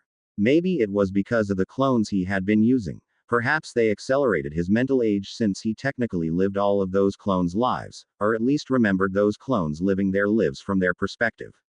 Or it could be the meditation he had done at the end. He still hated it, but he had felt better afterwards. Well, better until his clones had beat the holy hell out of him. Stupid clones. Or perhaps his change in mentality was due to the events that had transpired and led him to where he was now. Before, Naruto had been ignorant. He had not known why he was hated, or why he was treated unfairly in class by the majority of teachers, or why the other students constantly made fun of and belittled him. Now he did. The Mizuki incident had opened his eyes. And he had promised not just himself but the Hokage, a man he looked up to as a grandfather, that he would become the best shinobi and Hokage ever. And he would be the best Hokage ever. Naruto was sure of it. All he had to do was prove to the people of this village that he was not the Kyuubi, earn the people's respect by becoming a powerful ninja, and show how far he was willing to go to protect the village. Then they would see him for him. Easy, right? Looking over at the clock, Naruto saw that it was nearing 10 o'clock. With a stifled yawn, Naruto shut his eyes and passed out. Tomorrow and the rest of the week would be just as busy as today had been. Hopefully he could get stronger before it was time for the genin emplacement. The next morning saw Naruto doing much the same as he did yesterday. His clones had split off into 4 groups of 25. They would again work on chakra control, taijutsu, bujutsu, and then reading and fuinjutsu, calligraphy for the moment. Meanwhile, Naruto would do his physical workout. It was a little harder than before. Naruto had decided to increase the weights by 10 pounds, so he was having a few problems. But he still managed to pull through his routine, and this time, he was not quite as exhausted, since his body was already adjusting due to the Kyuubi. Naruto began having his clones dispel in groups of 10, that way he would not pass out from memory overload. He created 4 more and told them to go out and hunt. Meanwhile, he was getting the things necessary for the fire pit. However, as he was walking, Naruto heard the distinct whistling of kunai, a sound he had grown intimately familiar with yesterday during his battle royal. Dropping the rocks in his hand, Naruto rolled forward, pulling a kunai from his pouch at the same time. Standing back up, Naruto looked over where he had been to see an odd flat kunai sticking out of the ground. Looking around, the blonde tried to find where the person who tossed the kunai was located, even going so far as to channel chakra through his nose and ears. When he didn't find anyone, Naruto became impatient. Oi, show yourself before I kick your, Naruto shouted, a bit of his old self coming back. Several kunai were launched from within the trees. Naruto dodged some and blocked others, tossing his kunai into the trees they had come from. He was not very good at throwing kunai, having been focusing in other aspects, but he had merely wanted his opponent to reveal himself. Or rather herself. For it was a female who jumped out from within the trees. As she landed on the ground in front of him, Naruto got a good look at the woman. Said woman was wearing clothing that could be considered more of a lack thereof than anything else. She had on a dark orange miniskirt that barely covered her unmentionables, a fishnet shirt that once again did really nothing to cover her. It was especially bad since she had no bra under it as far as Naruto could see. Over that she had a tan trench coat that covered just enough of her that Naruto could not see her. She was wearing a pair of standard shinobi sandals with shin guards over them and had a Konoha headband on her head that held up dark purple hair that looked kind of like Shikamaru's pineapple hairstyle. The sight of this woman, who Naruto actually found really beautiful, read, he's just too innocent to think that right now, and yet at the same time frightening for some reason, made him blush and look away. Of course this caused the woman to grin at him. I take it you like what you see, kiddo. Well. It's, Naruto blushed as he began to sputter nonsensical words. Anko's grin widened. You know I usually castrate men for staring at me, so you should be lucky I'm making an exception this once. Those words seemed to reboot Naruto's mouth as he turned back to her. You know, I really don't think you have any right to attack men for looking at you. Since your clothing you're wearing, or perhaps I should say the clothing you're not wearing makes you stand out more than Sasuke Tem does when he's running around town from his fangirls. Oh ho, Anko said with an amused smirk, so the Gaki can speak after all. You know I had almost taken you for a mute. Naruto scowled. Look, I'm not in the mood to play games with you, whoever you are. I need to get back to my training, so why don't you tell me why you're here or leave? Now don't take that tone of voice with me, Gaki, Anko said in a teasing tone. Before Naruto could even blink, Anko tossed a kunai that cut across his cheek before reappearing behind him, another kunai held to his neck. Holy shit, Naruto thought, his eyes widening. She's fast. I didn't even see her move. I was just curious to see who was training out here is all, Anko said in a pouty-sounding voice as she wrapped her arm around his neck and pressed her chest into his back. She grinned as Naruto released an involuntary shudder and his blush came back full force. Really? I mean, when you get a new neighbor, it's common courtesy to greet them. Neighbor? Asked Naruto as he tried to ignore the feeling of the woman's pressed against his back. Having never had to deal with any kind of physical contact from a member of the opposite, except for the times Sakura hit him, he had absolutely no clue what to do in this situation. Anko said with a grin as she leaned closer to him. Naruto blushed when the woman licked the blood off his cheek, causing Ank's grin to widen, though she was slightly disappointed and confused when she saw that it was already healed. This training ground is right next to my home away from home, she pointed over to the Forest of Death. You train there? Naruto asked incredulously. He did not know what was in there, but if what he had heard the other day was any indication, it was not a friendly place. Yup, Anko said, smiling at him. It's such a great place, all the creatures there that would like nothing more than to kill you, the giant tigers that love to feast on human flesh, spiders, man-eating plants. As Anko continued to list off all of the amazing animals that could be found within the forest, Naruto was thinking about other things. Dear Kami, this woman must be crazy to go in there. And listen to her talk, it's like she gets off on life and death situations.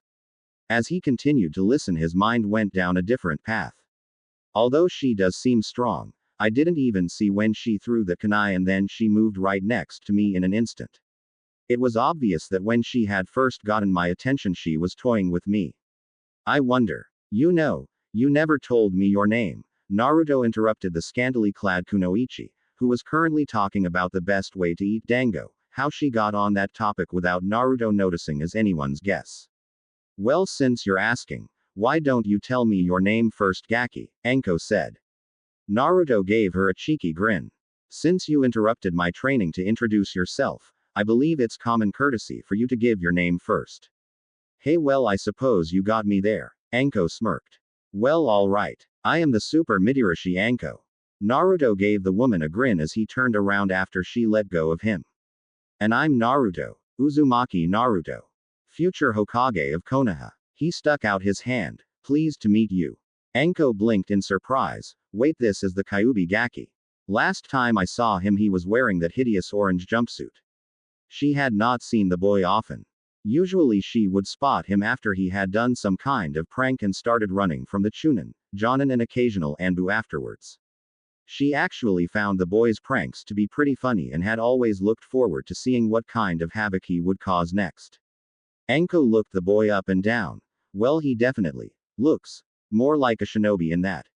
I wonder what happened to his jumpsuit.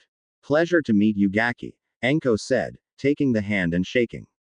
One of Naruto's eyes twitched. You know I told you my name so you would use it. Anko's grin threatened to split her face. I know. Naruto was about to growl at her when he remembered how fast she had been and his disgruntlement vanished. Hey Anko. Said woman looked at him. That was really awesome the way you were able to throw that kunai so quickly, and then you got behind me like super fast. So I was wondering if you would be willing to help with my training. Anko's eyes actually widened for a second. She had not thought he would actually request something like that, or request anything at all really. Truthfully, she had just been curious to see who was near her turf, since most people stay away from any training ground near the Forest of Death, and had hoped that he would amuse her. However, she thought about the request. She would not be able to spend much time with the boy, but she was curious. She knew of the child. Hell, everyone knew of Uzumaki Naruto.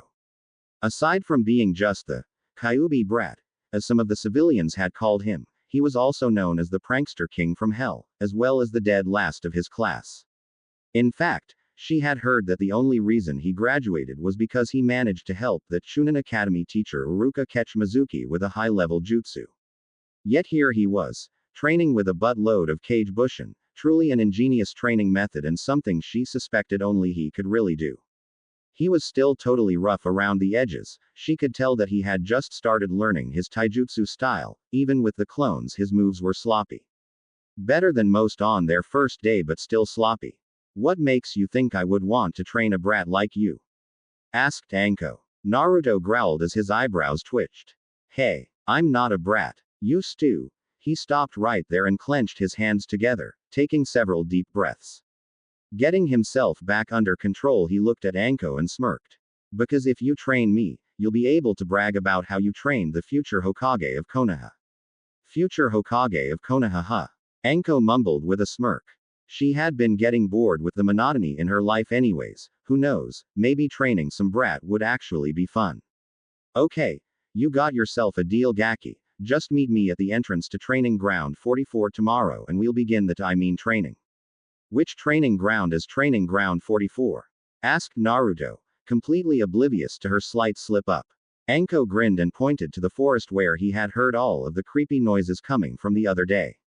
Naruto felt an involuntary shiver run down his spine but agreed anyways. After all, how often was it that he actually had someone aside from the old man pay attention to him? The next day, Naruto cursed as he dodged the incoming snakes that were launched at him from the left. Jumping over to the next tree branch, Naruto panted a bit as his cuts healed and the bit of snake venom in his body was flushed. Standing up, Naruto looked around in fright. He had met Anko today just outside of Training Ground 44 as asked. Naruto had been hesitant to follow her when she had begun walking in the forest, but at her insistence he had followed. Almost immediately after that, the hunt had begun and he had been running ever since. Anko had disappeared and then began to play a game of death tag, using snakes, kunai and anything else she could think of throw at him. He had yet to see her since, only catching a few glimpses of her here and there, right before she launched a snake or some other projectile at him. To top it off, there were all of the creatures that were in here that seemed to be flocking to the noise he was making in his haste to get away from the crazy snake using Jonin. Everything from giant spiders to large man-eating plants were there, and all of them trying to kill and devour him. So he had to not only worry about Anko, but also worry about the creatures in the forest. Training my. Naruto growled to himself. I'm starting to think she just wanted to torture some poor sap, and I was unlucky enough to be in the wrong place at the wrong time. He was beginning to regret asking Anko to help train him. Hearing a snap from behind, Naruto rolled to the left, just dodging a giant spider that had tried to land on top of him. Grimacing, Naruto grabbed a kunai and wrapped an explosive tag around it. He had tried early on to kill these things another way that would be less wasteful, but had learned that he did not have enough physical strength to kill them with just muscle power yet, even when it was enhanced by his chakra.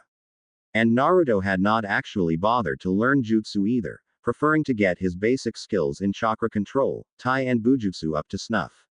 He told himself as soon as he was out of here he was going to learn some jutsu that would get through these things' thick hides.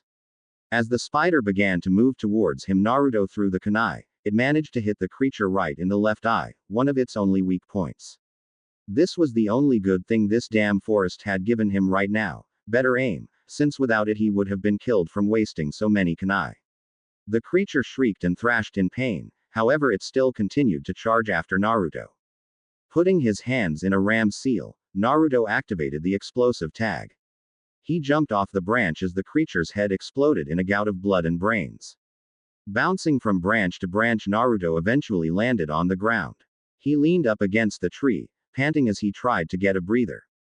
Before he could, however, several kunai came at him from above. Naruto pulled out his own kunai and deflected some away from him as he rolled across the floor. Coming up on his feet, Naruto's eyes widened as Anko swooped down on him like some kind of bird of prey. He dodged her first kunai slash, jumping back as he tossed his own kunai at her.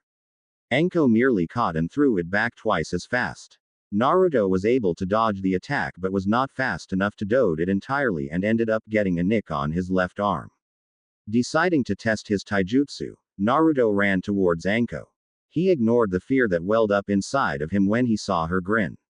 Anko flicked out her hands and shouted, "Sanejishu, hidden shadow snake." Several snakes were launched from her sleeves. She had used this jutsu enough in the time he had been running from her that Naruto had come to expect it and dodged to the right. What he did not expected was for the snakes to change in mid-direction, coming at him from behind and wrapping tightly around him. You know, charging at an opponent who is clearly superior to you is just stupid, Anko said with a large grin on her face. She had actually had fun today. Naruto winced as his bones compressed. Yeah, I kind of figured that, but at the moment I don't have many jutsu to use. Kage Bunshin, Henge, Kariwimi and my own Warok no jutsu, and that's it. None of those can be used for long-range attacks, and you're too fast for me to track to even think of using my kunai. Anko nodded. This is true, but you should have taken the time to think ahead and set up some traps or something instead. It's kind of hard to do that when you're busy fighting for your life. Naruto deadpanned as Anko's snakes disappeared in a puff of smoke. Anko rubbed the back of her head. Yeah, I suppose it is, huh? Naruto's eyebrow twitched. But then again, in real life, you're going to have to think quickly or you'll get yourself and others killed in the field. Naruto winced as he rubbed his sore ribs. Yeah, I know. Now then, Anko rubbed her hands together. Since I was kind enough to help you train, you're going to buy me some dango. What? Naruto asked, thinking he hadn't heard her clearly. Yep, that's right, you're going to buy me some dango since I was gracious enough to help you, Anko stated. But fine. Naruto sighed when he saw her pout. This would probably take the last of his money, but she had helped him, and now that she had brought the "I helped you" trump card, he would feel guilty if he did not do as she asked. Where are we going? He held his head down as he mourned the coming loss of his money. Anko smirked as she grabbed Naruto and began dragging him to her favorite dango stand. Ah, that was good, Anko said, patting her satisfied stomach. She had taken him to the place she usually got dango from, and like she had commanded, he had paid for her meal. Of 14 plates of dango. Naruto was actually unsure whether to be shocked or impressed that this woman seemed capable of eating almost as much as he could. Glad you liked it, Naruto said dryly, listening to his stomach gurgle a bit. Anko blinked as she too heard the sound. If you're so hungry, why didn't you eat as well? Naruto sighed, thinking about lying to her, but he had been talking to her, or at least, he had listened to her ramble, and found out her profession was in torture and interrogation, so she would specialize in catching lies. You already cleaned me out of money, Naruto said with a sigh, holding up his empty frog wallet. Until I begin going on missions, I don't even have enough money to pay for utilities. Anko actually looked down a bit at that, actually starting to feel bad that she had pretty much just eaten him out of all his money.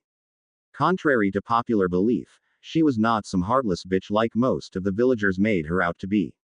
However, she had to put up a hard front or the villagers would try to harass her like they had after her sensei. She shook her head of the thought and looked at the blonde in front of her.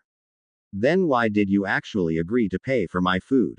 She asked. Because you helped me. Naruto shrugged as if that explained everything. You're the first person to ever help me this directly. Even Hokage Ojisan hasn't helped me like that. Anko actually felt worse at hearing that. What about your stipend? You're an orphan, right? Don't you get some kind of monthly allowance or whatever? Naruto shrugged. Yay, when I was a civilian. But now that I'm a shinobi, I won't be getting one anymore since I'm considered an adult. He noticed her guilty expression and sighed. Look, don't worry about it. I can see about getting some kind of part-time job when I'm not on missions, so it should be fine. That is, if anyone will actually let me work. Anko looked at him oddly before shaking her head. You know, you're a weird kid. I eat away the last of your money and you tell me not to worry about it. Great, now you actually made me feel bad. She groaned for a moment and looked at Naruto. So tell you what, I'll help train you when I'm not on missions or torturing some poor sap, for free instead. In return, all you have to do is start giving me a good fight. Naruto looked at Anko for a moment, thinking about the offer.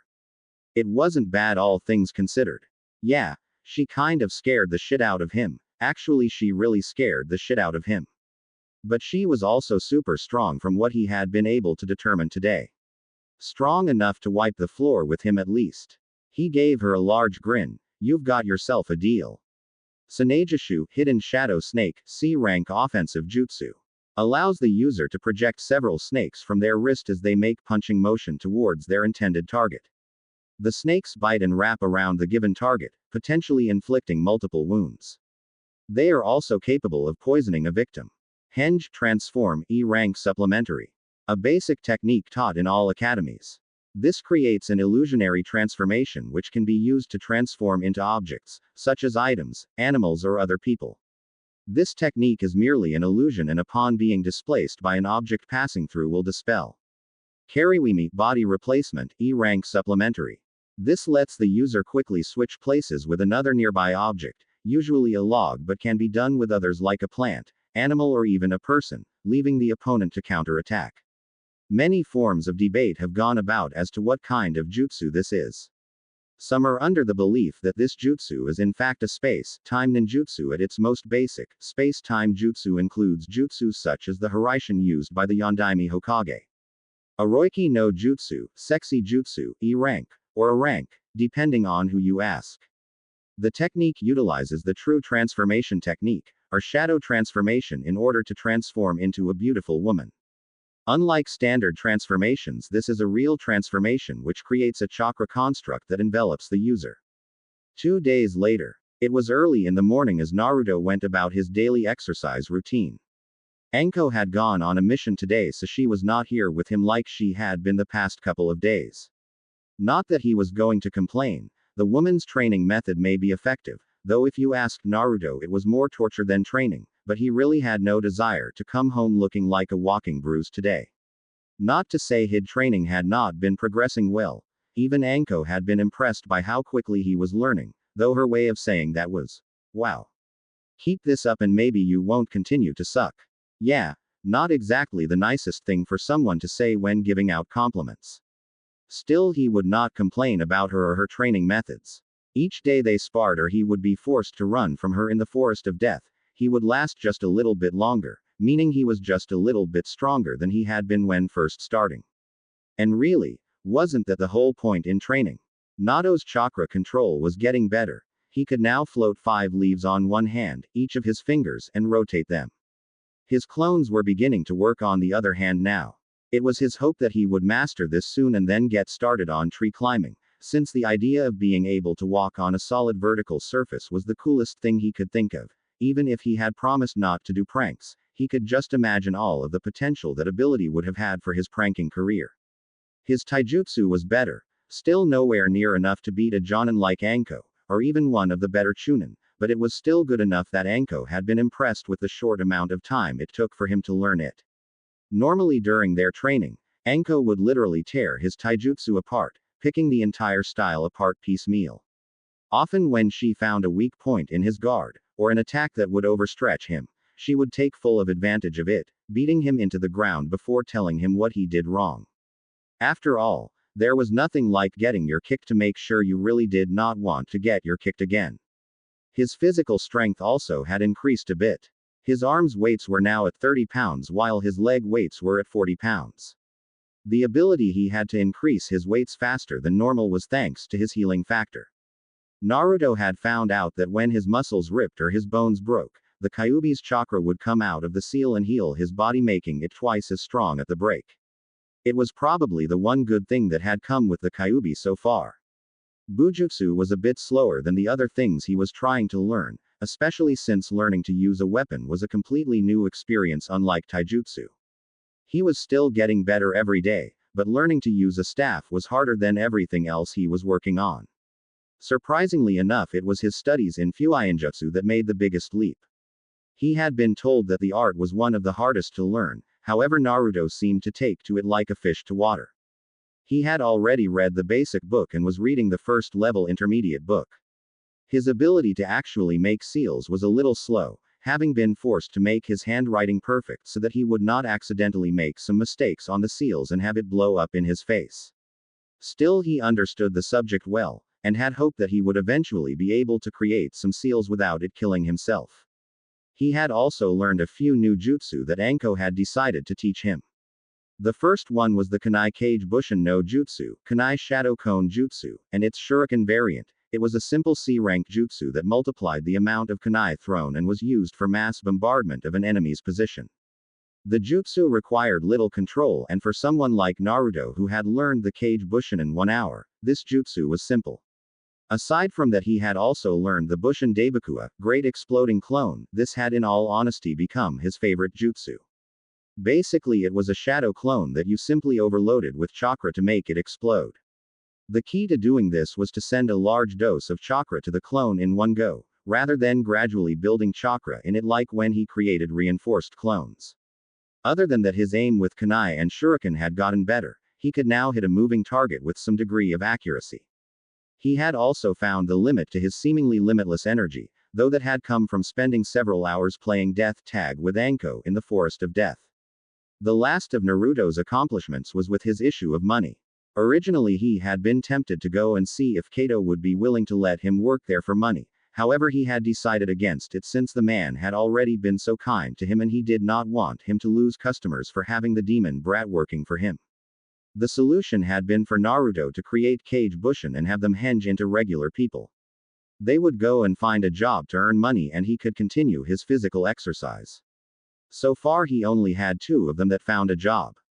A female clone with long black hair and brown eyes he had named Akira, and a male clone that looked like an older version of him except with brown hair and gray eyes, neither of them had whiskers, called Kian. Akira had managed to get a job working as a waitress for one of the Akamaiki-owned barbecue restaurants. Surprisingly, or perhaps unsurprisingly, the girl was a hit. Of course, Naruto had learned from Anko that appeal goes a long way towards being popular, with guys at least, and since Akira was basically just his Warok no Jutsu with some minor altercations, different colored hair, eyes and wore clothes, she was very, very popular. His other clone had gotten a job working as a clerk for a grocery store. Of course he knew there would be a problem with the 2 clones later on. Eventually Naruto would be forced to leave Konoha for missions. When that happened he would not be able to make his clones to do their jobs. But he was trying to work on a solution for that, and had even already thought of a possible answer. But it would have to wait until he got better at Fuinjutsu. Looking up at the sun as he finished his daily routine, Naruto realized it was time to get back home.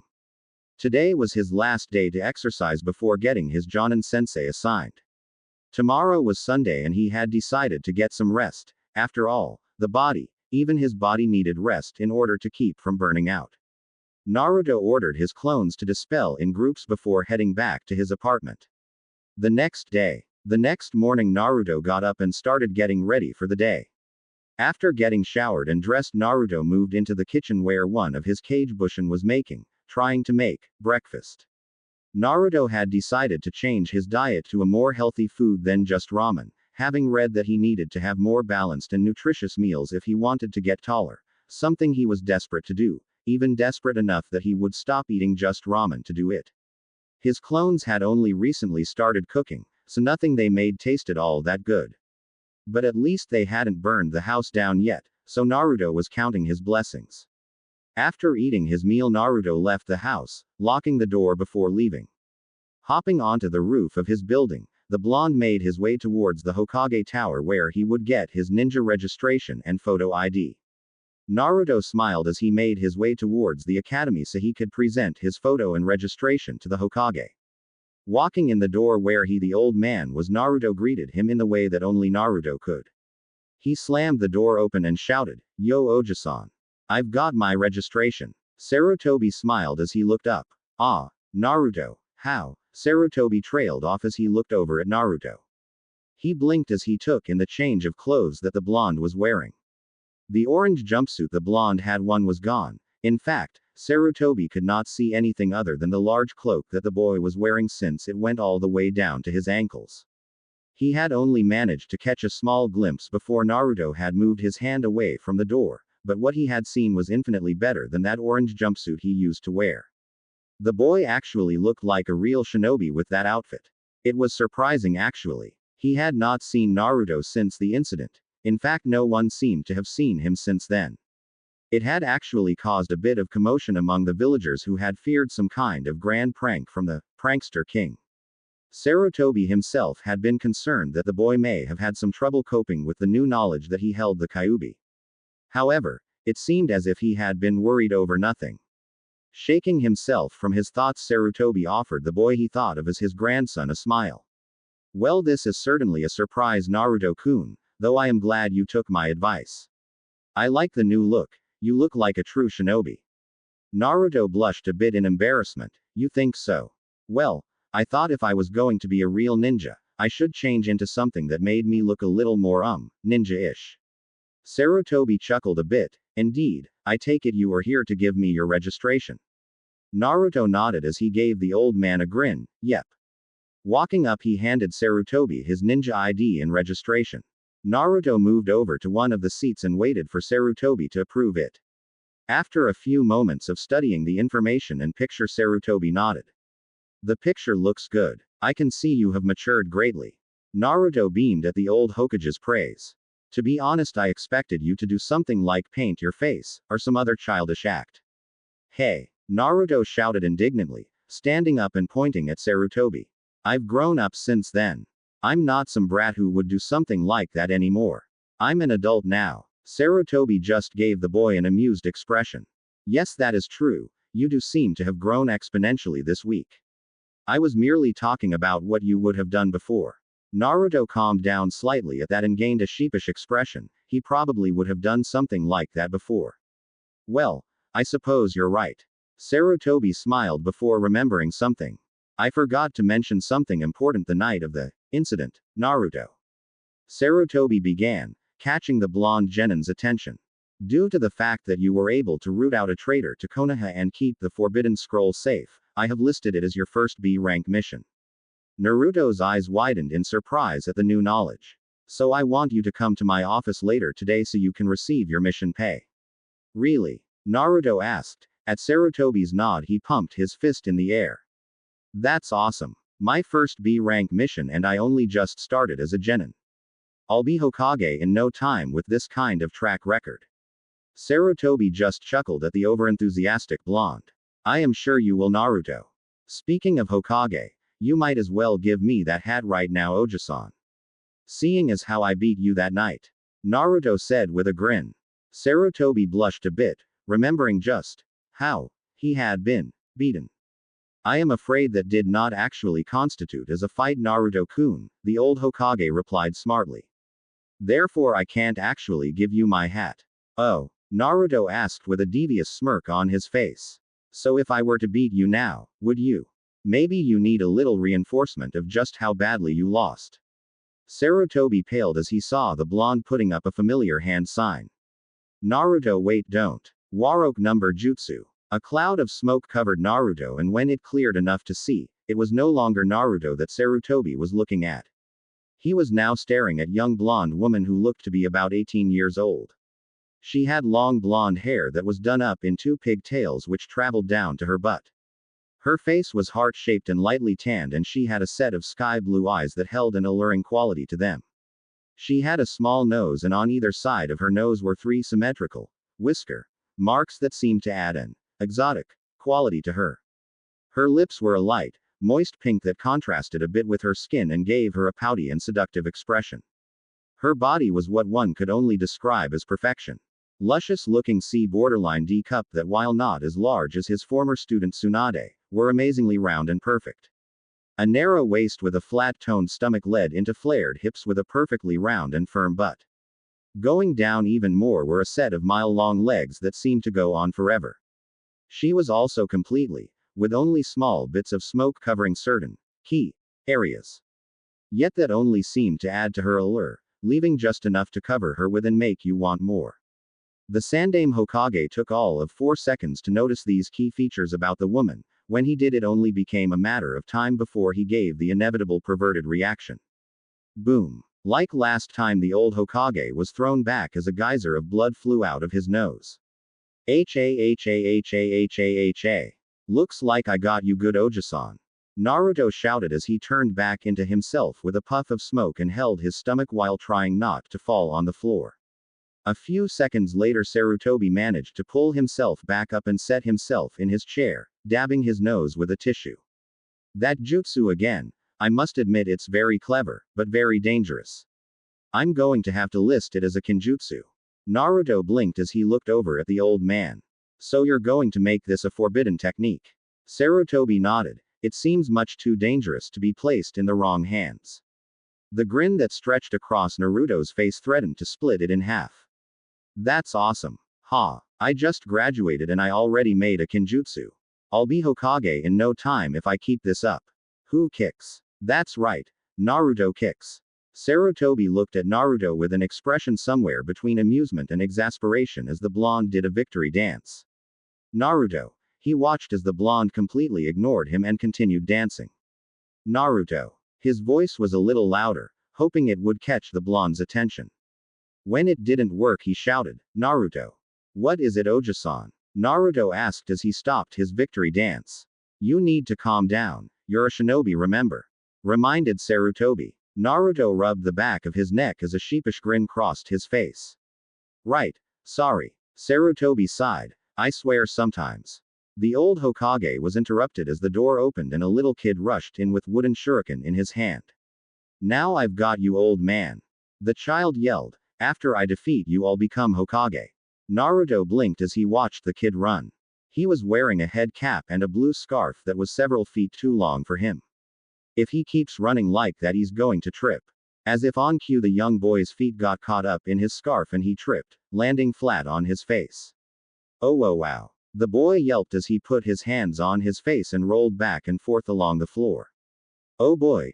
Sarutobi thought as he sighed, if it's not one thing, it's another. The old Hokage pulled his Hokage hat down over his face in embarrassment. Naruto merely stared at the kid, wondering how the hell he could actually be dumb enough to wear a scarf that was so large. At the same time, a man wearing dark plain clothes and sunglasses appeared in the doorway, panting a bit. Gah. Dang. Did someone set up a trap to trip me? The kid shouted as he sat up, holding his head. Honorable grandson, are you all right? The man wearing the sunglasses asked. And pardon my observations, but there are no traps here, the surface is completely flat. The man said as he regained his composure, pushing his sunglasses up on his nose in what Naruto thought was a snooty gesture. Naruto just continued to look on at the scene, one eye twitching. Kami, I don't think even I'm that clumsy. The boy got up from the floor and looked around, noticing Naruto staring at him. At the same time, the man with the sunglasses spotted Naruto as well. It's him. The Kyuubi brat. He's the worst kind of troublemaker around. The man thought as he sneered at Naruto. Naruto, however, did not notice the man's sneer of disgust as the boy stomped up to him and pointed. It was you, wasn't it? You're the one who tripped me. He accused angrily, pointing a finger at him. Naruto's first reaction was to smack the kid, but he took a calm breath. It would not do for a ninja to hit a civilian. Slowly and deliberately, Naruto reached out and grabbed the boy's scarf, flinging it back and forth in front of the child's face. This, Naruto said in a slow voice as if talking to someone who was retarded. As what you tripped over. Seriously, if you're going to wear something like this, get one in a smaller size so your clumsy feet can't trip over it.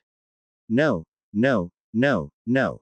The boy shouted as he stomped his feet on the ground. You did it. I know you did. Just admit it, you coward. That was enough for Naruto. No one called him a coward. Standing up, Naruto lifted the boy off the ground by the scruff of his shirt. Now you listen here, you damn brat. Naruto shouted through gritted teeth. I'm not a liar and I'm not a coward. You should be more careful when you're speaking to a shinobi, or someone might just end up putting you in your place. Uzumaki. Take your hands off of him this instant. The sunglasses man shouted. He is the honorable grandson of our leader Sandaime Hokage-sama. Naruto paused as he turned to the man in the sunglasses, thinking about what he said before turning to the kid in his grip.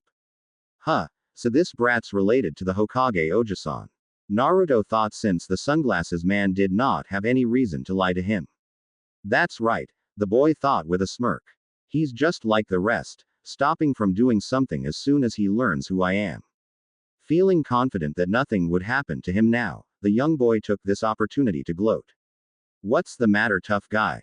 I thought you were gonna teach me a lesson. Afraid because the Sandaime Hokage is my Ojisan. Despite being held up in the air, the young child puffed out his chest. Naruto's eyes twitched several times. I don't care if he's your Obaa-chan. Naruto yelled as he dropped the boy on the floor and smashed a fist onto the top of his head. Konohamaru, who had tried to get up from being dropped, fell back to the floor as Naruto smashed a fist on his head. This guy's different, thought Konohamaru as he hit the ground again. The man wearing the sunglasses looked scandalous. He just assaulted the honorable grandson. Sarutobi merely sighed and shook his head. What a mess, he muttered. Damn brat, Naruto grumbled. He looked up at Sarutobi. I'll be heading Ojisan. I need to clear my head. Naruto walked out of the room grumbling about stupid brats, needing to learn their place. The sunglasses man whirled on his leader. Hokage-sama, how could you let that? He stopped as soon as he noticed his leader's harsh gaze. That delinquent do something like that to your grandson. He must be punished. Punished? Sarutobi questioned, raising an eyebrow. For what exactly? It's not like he did any permanent damage, Ebisu. And Konohamaru did deserve that for questioning and insulting Naruto-kun the way he did. The old Hokage sighed. Now then, if you could take care of this. He gestured over to Konohamaru, who was sitting back up with a groan. Honorable grandson, are you all right? Ebisu asked, helping the boy to his feet. Hey, where'd that guy go? Konohamaru asked, looking around. He had to find him. That guy was different from the others. He didn't treat him special just because of who his grandfather was. Ebisu looked at Konohamaru with a frown as he pushed his glasses up. Now you must listen to me, honorable grandson. You must not associate yourself with juvenile delinquents like that, nor should you attempt to draw him into a conflict even if he does deserve it. Ebisu lectured the boy. He is far beneath you, so you must not stoop to his level. As your distinguished Jonin sensei, I am never wrong about these things, which means I am always right. Ebisu smirked to himself as he turned to look at the village through the open balcony on the left side of the room. I'm above the more mundane trainers, so you must heed my every word. Your goal is to become the next Hokage, and I can teach you the best way to go about it. Indeed, stick with me and you will gain the shortcut to becoming Godime Hokage. You understand, don't you, honorable grandson? Ebisu asked as he turned around, only to find himself talking to thin air. Where did he go now? Ebisu wailed. I believe he followed Naruto, but I have no idea where they're headed. Sarutobi offered up in a calm and casual tone as he lit his pipe. What? Ebisu shouted in shock and consternation. This is a disaster. Ebisu ran out of the room and down the hall. How did Konohamaru-kun turn out to be like that? The old Hokage had to wonder, sighing a bit as he took a puff of his pipe. He's quite determined. That was his 10th sneak attack today alone. he thought to himself as he blew out a few smoke rings. Although if he hangs around Naruto he might learn a thing or two. He paused in his thoughts and grimaced. At least so long as Naruto doesn't teach him anything tricky. The image of a blonde woman quickly sprang to mind before he banished it. Sighing, Sarutobi looked down at the paperwork he had gotten from Naruto and began to read it over. Naruto sighed to himself as he walked down the street, the confrontation with the little boy already placed in the back of his mind. As he wandered around the village, the blonde tried to figure out what he should do. Today was supposed to be his rest day, so he wasn't going to be doing any training. However, because he had told himself that he would no longer do any pranks, he didn't really have anything else to do. Maybe I can go visit Tenten, Naruto thought. He had not really spoken to her much, but she had treated him like a normal person, unlike most of the people in this village. Though she may be out of the village or with her team. I could just go and look at some of the equipment since I need to buy some more kunai and explosive notes. Naruto made a silent curse to Anko for making him waste so much equipment on those damn monsters in the Forest of Death. Then he sighed. Of course it would only be looking since I don't have as much money right now, and what I do have I need to save for my housing bills. Naruto's thoughts trailed off as he noticed a cloth that was near the fence that was designed to blend in with it, except that it was dirtier than the rest of the fence. And being held sideways. And there were a pair of hands holding it up on either side, and a pair of feet sticking out of the bottom and a small tuft of hair sticking out of the top. He can't seriously think that's going to work on me, does he? Naruto thought with a sweat drop. Sighing, he went over to the camouflaged child and grabbed the cloth, pulling it down. I take it you want something, seeing as you're following me? Naruto asked in a bored tone. He really didn't feel like dealing with this brat right now. I'm impressed that you saw through my disguise, your reputation is well earned. Konohamaru said with a large smile as he pointed at Naruto. So that settles it. I'll be your apprentice and you'll be my trainer. Naruto blinked. What? He asked slowly, as if not understanding. Yeah, you gotta teach me that Warok no Jutsu thing you used to beat Ojisan. Konohamaru shouted as he bounced on the balls of his feet. Hey, hold on. Who said anything about me teaching you? Asked Naruto. What the hell was with this brat? Thinking he would just up and teach someone he did not even know. Come on. Please. Please, please, please say yes, boss. Konohamaru begged. What, boss? Naruto asked, tilting his head in a quizzical expression. Yeah, that's right. You're the boss. Boss, boss, boss. Konohamaru shouted as he jumped up and down. Naruto looked up at the sky as he scratched the bottom of his chin. Well, he was getting bored and had been trying to find something to do. Well, I suppose I can give you some pointers, but it will only be for today. Naruto said, looking at the overactive child pointedly. What? Konohamaru cried out, looking ready to complain. Why only today? Because tomorrow I have genin orientation, so I won't have any free time after that. Naruto said with a smirk as he pointed to the headband on his head. Or did you not notice the headband? Konohamaru looked at the headband and his eyes widened. Sugoi. That's so cool. I suppose it is. Naruto took a step back at the boy's enthusiasm. Anyways, let's head over to one of the parks. Naruto smirked as he jumped up onto the roof of one of the buildings. It was one of his more recent accomplishments, being able to jump that high by using his chakra. But it did a good job of making Konohamaru get all starry-eyed. I hope you can keep up. Naruto shouted and began to jump to another building. Konohamaru, who did not have the chakra control for that, had to travel on the ground. Naruto always made sure to stay in the boy's sight as he hopped across the rooftops, making sure that the boy had to make a concerted effort to follow him. He made sure to circle the parks at once or twice before heading over there. By the time they had reached the park, Konohamaru was stumbling and falling over as he panted for breath. He fell down onto the ground as he looked up at Naruto, who was sitting on a tree branch a few feet above him. What was that for? Konohamaru asked as he tried to regain his breath. Naruto frowned at how tired the boy was. Are you in the academy? He asked. Konohamaru looked indignant, or as indignant as an exhausted 8-year-old could look. He stood up only to fall back down. Of course I am. What are you doing sitting on the ground like that? Interrupted Naruto. Stand up. Konohamaru glared at him. I'm tired from you making me run all over the place. Naruto shrugged. That wouldn't even constitute for my morning runs. If something as mildly strenuous as that made you tired, then you're obviously not training your body enough. Man, this is weird. The blonde thought. I wonder if this is what Iruka-sensei felt like when he gave me a lecture. He had to admit that, while it felt odd, it was also satisfying to actually be able to teach someone else.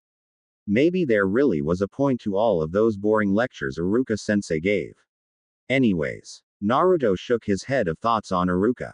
Since you're so exhausted, it's obvious that your chakra reserves are too small to do anything more than the basic jutsu.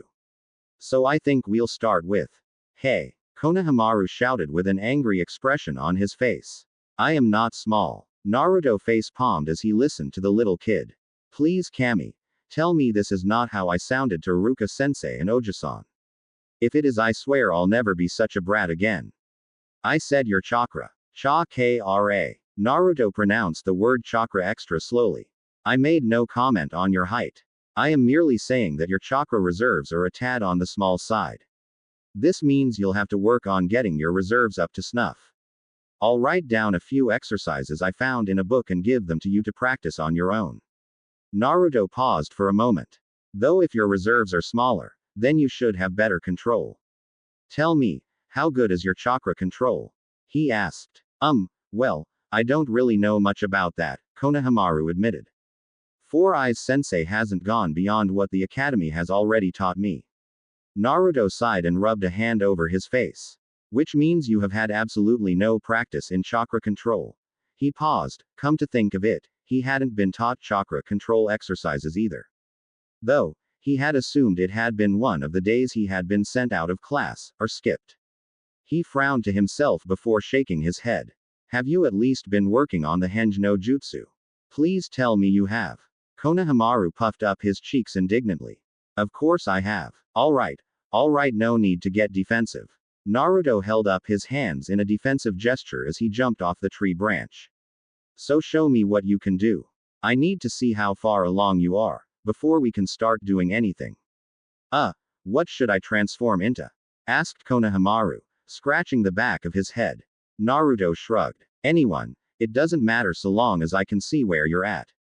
After that I'll show you some material I have to create your own version of the Warok no Jutsu. The thing about the Warok no Jutsu is it requires an innate understanding of the female body, or at least it does now. Naruto thought with a snort and a light blush. He had read one or two books on anatomy and one of them was on female anatomy as well as a book on the reproduction system. Plus all that time he had spent with Anko this past week had pretty much guaranteed that he would know what certain female parts looked like. Naruto shook his head to clear. Alright, let's see what you can do.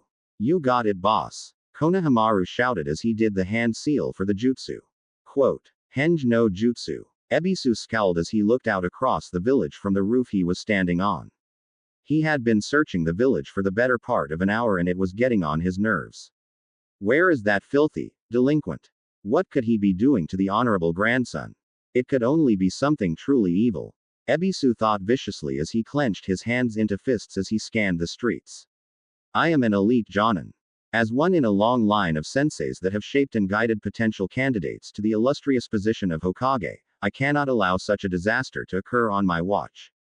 I'll crush any insect that clings to my student, even if it is a Jinchuriki. Without a second thought he began hopping across the roofs, searching for any sign of the blonde brat or his wayward student. Naruto sighed as he dropped some change into a vending machine to get himself some soda. If only vending machines ended up taking over for shops, then I wouldn't go broke because of stupid prejudices. He shook his head of the thought, knowing that thinking something so negative would do him no good. Turning around he looked at his temporary student. The boy had done remarkably well for his first time, though Naruto could see signs of exhaustion setting in. Though, Naruto attributed his success to the fact that he had less chakra, therefore more control to use jutsu, making learning something like this easier. Walking over to Konohamaru he sat down, popping his soda can and taking a long gulp. So, tell me, what was going on with you and Oji-san? It didn't seem like this was a singular event. Oji-san named me Konohamaru, after the name of the village. He said it would bring me luck.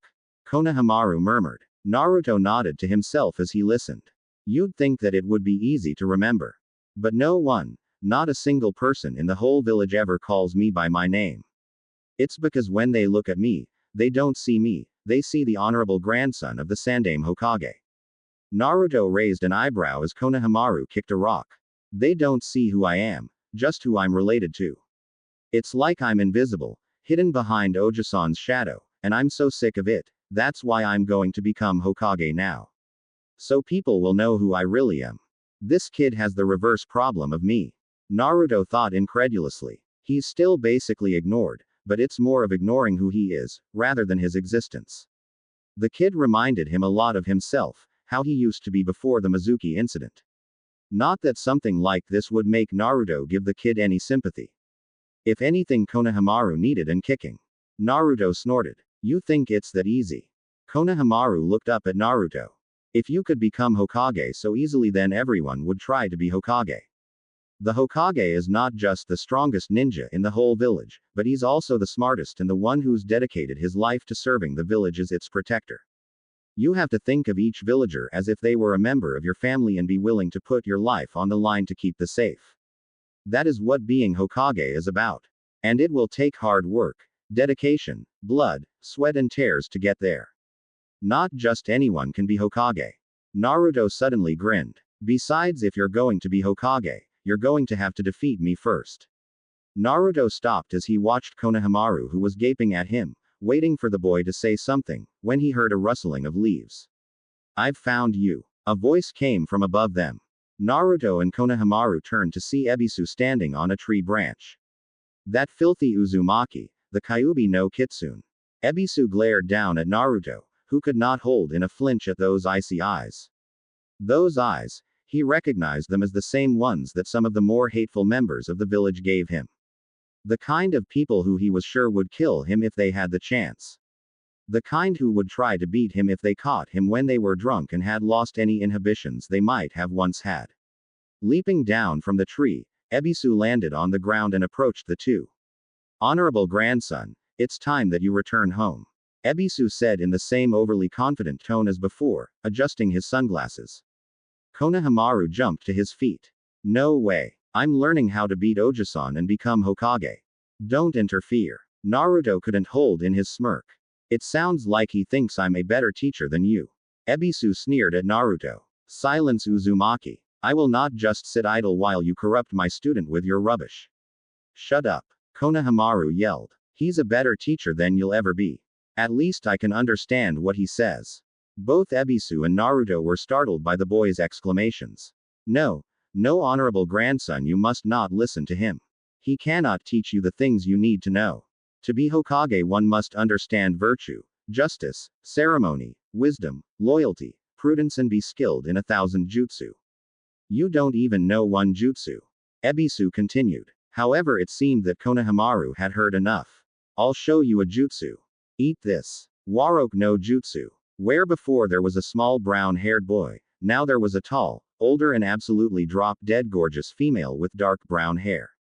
And she was. How's this for a jutsu?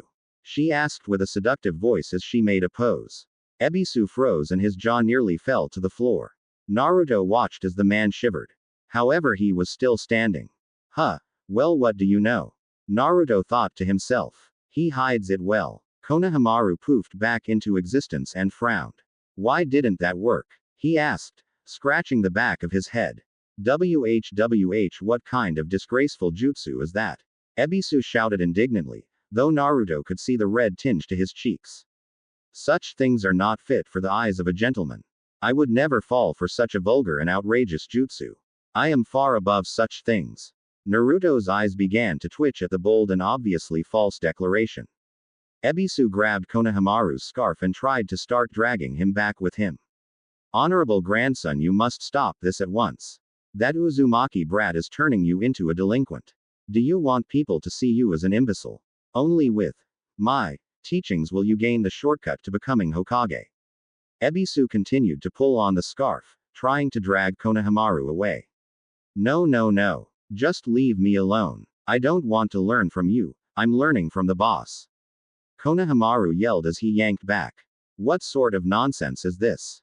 Ebisu shouted back. The pair continued their little tug of war until Naruto decided to intervene. Kage Bushin no Jutsu. The pair paused when Naruto shouted and turned around to see around 50 clones puff into existence. Konohamaru looked at all of the copies with wide eyes. Come on. Why don't you pick on someone your own size? One of the clones shouted. Oh wait, I guess you were doing that. Another clone said. Well, maybe you can pick on someone bigger than you. Another spoke up. Ebisu sneered at the clones as he let go of Konohamaru, and walked into the group of Narutos. I'm not impressed. I am a Jonin, an elite ninja.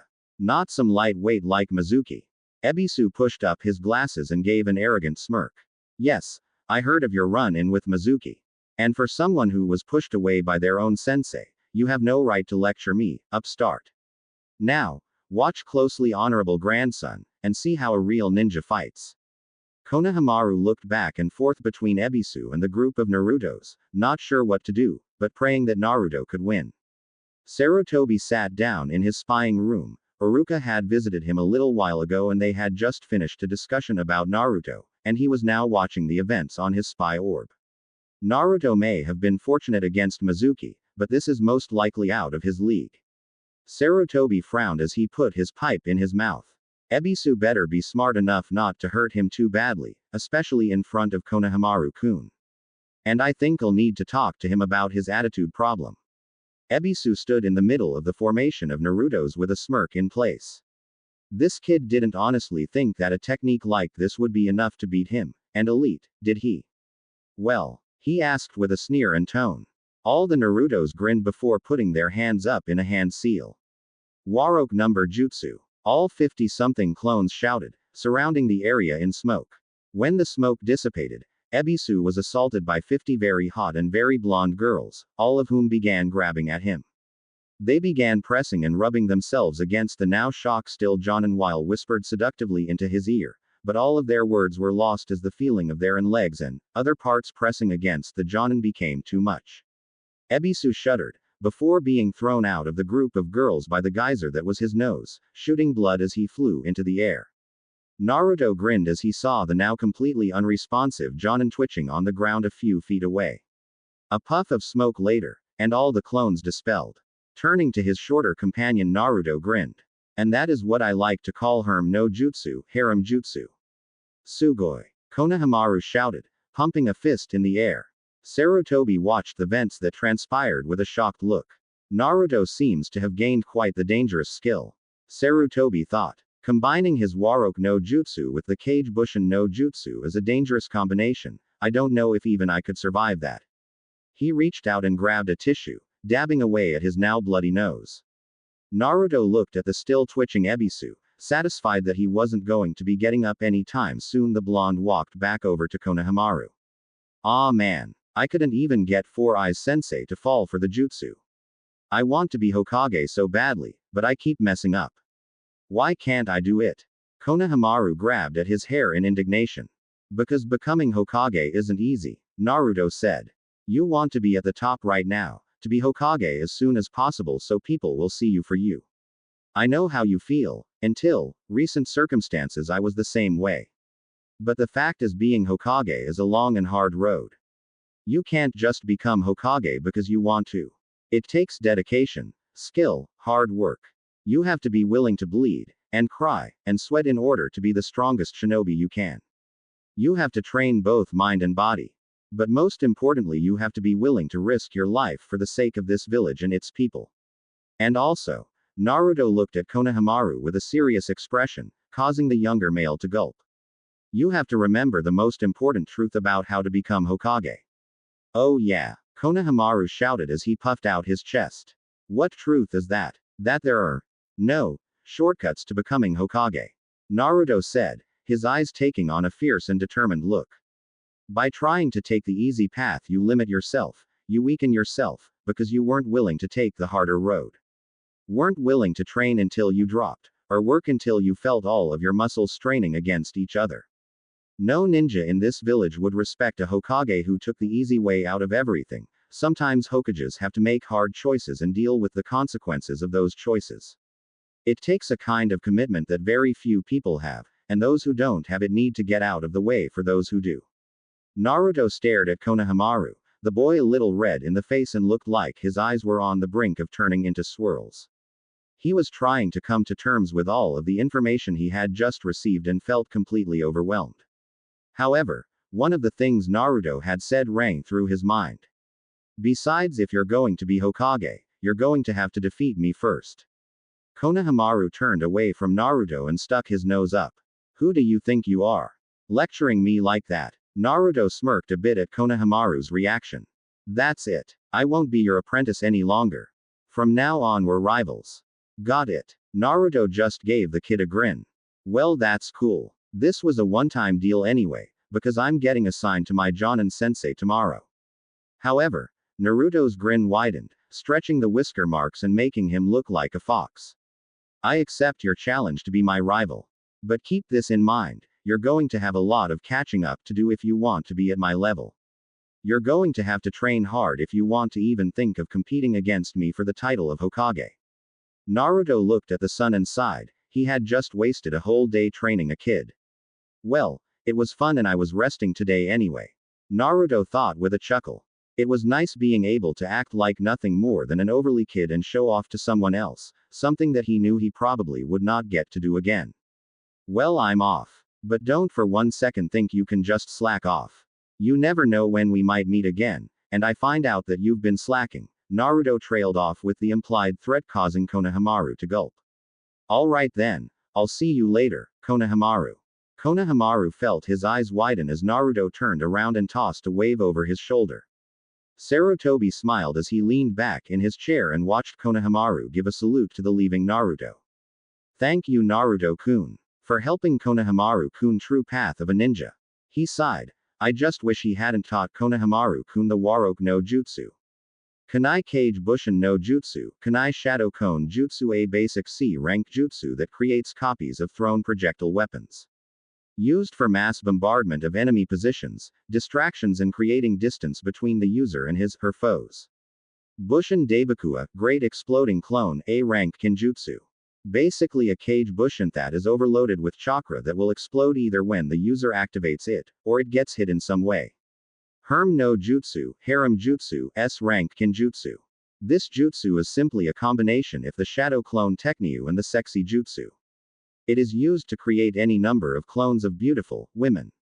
This technique is known to many in Konoha as the pervert killer due to the massive nosebleeds many perverts have suffered from it. This includes on Sandaime Hokage, Sarutobi Hiruzen, who after suffering massive hemorrhaging decided to rank the jutsu as a forbidden S-class ninjutsu and place it in the Forbidden Scroll of Sealing.